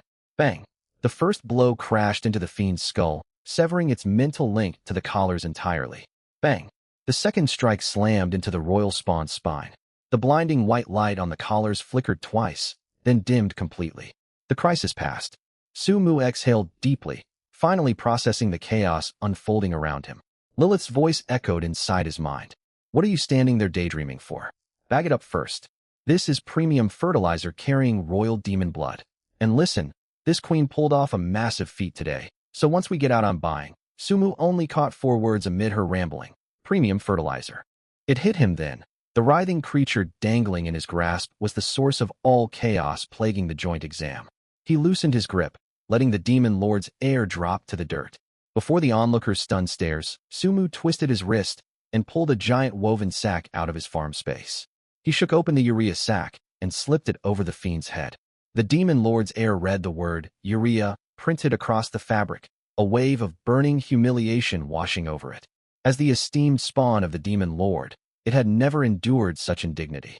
Everything went black as the sack's acrid chemical stench smothered its face.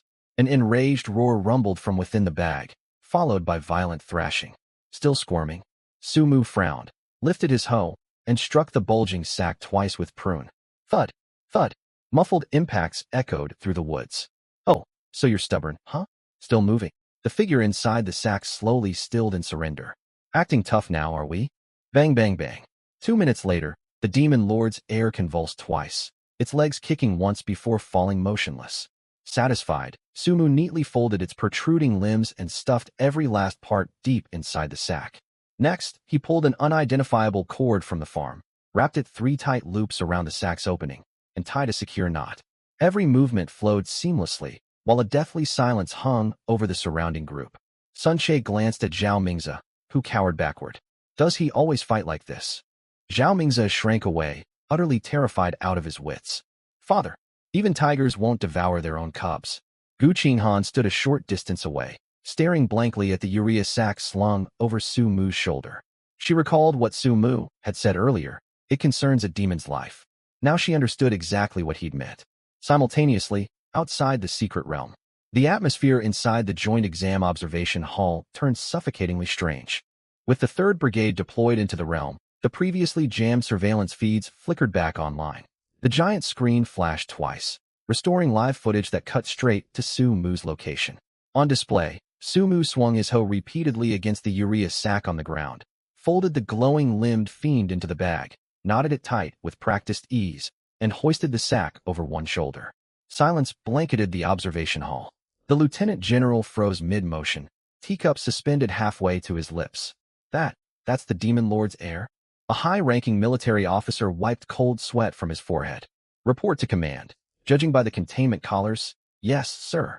All mentors from the elite academies sat speechless. Gu Yun sat tucked in a corner, staring at the boy with the sack slung over his shoulder, then glancing at his unharmed daughter standing nearby. The weight lifting from his chest at last. Deep inside the secret realm, mountain woods. The wind died abruptly. Sumu had barely taken 2 steps when a thick, metallic tang of blood drifted on the breeze from afar. Seconds later, a towering pillar of dark crimson blood shot skyward from the hidden valley kilometers away, slamming hard against the secret realm's dome.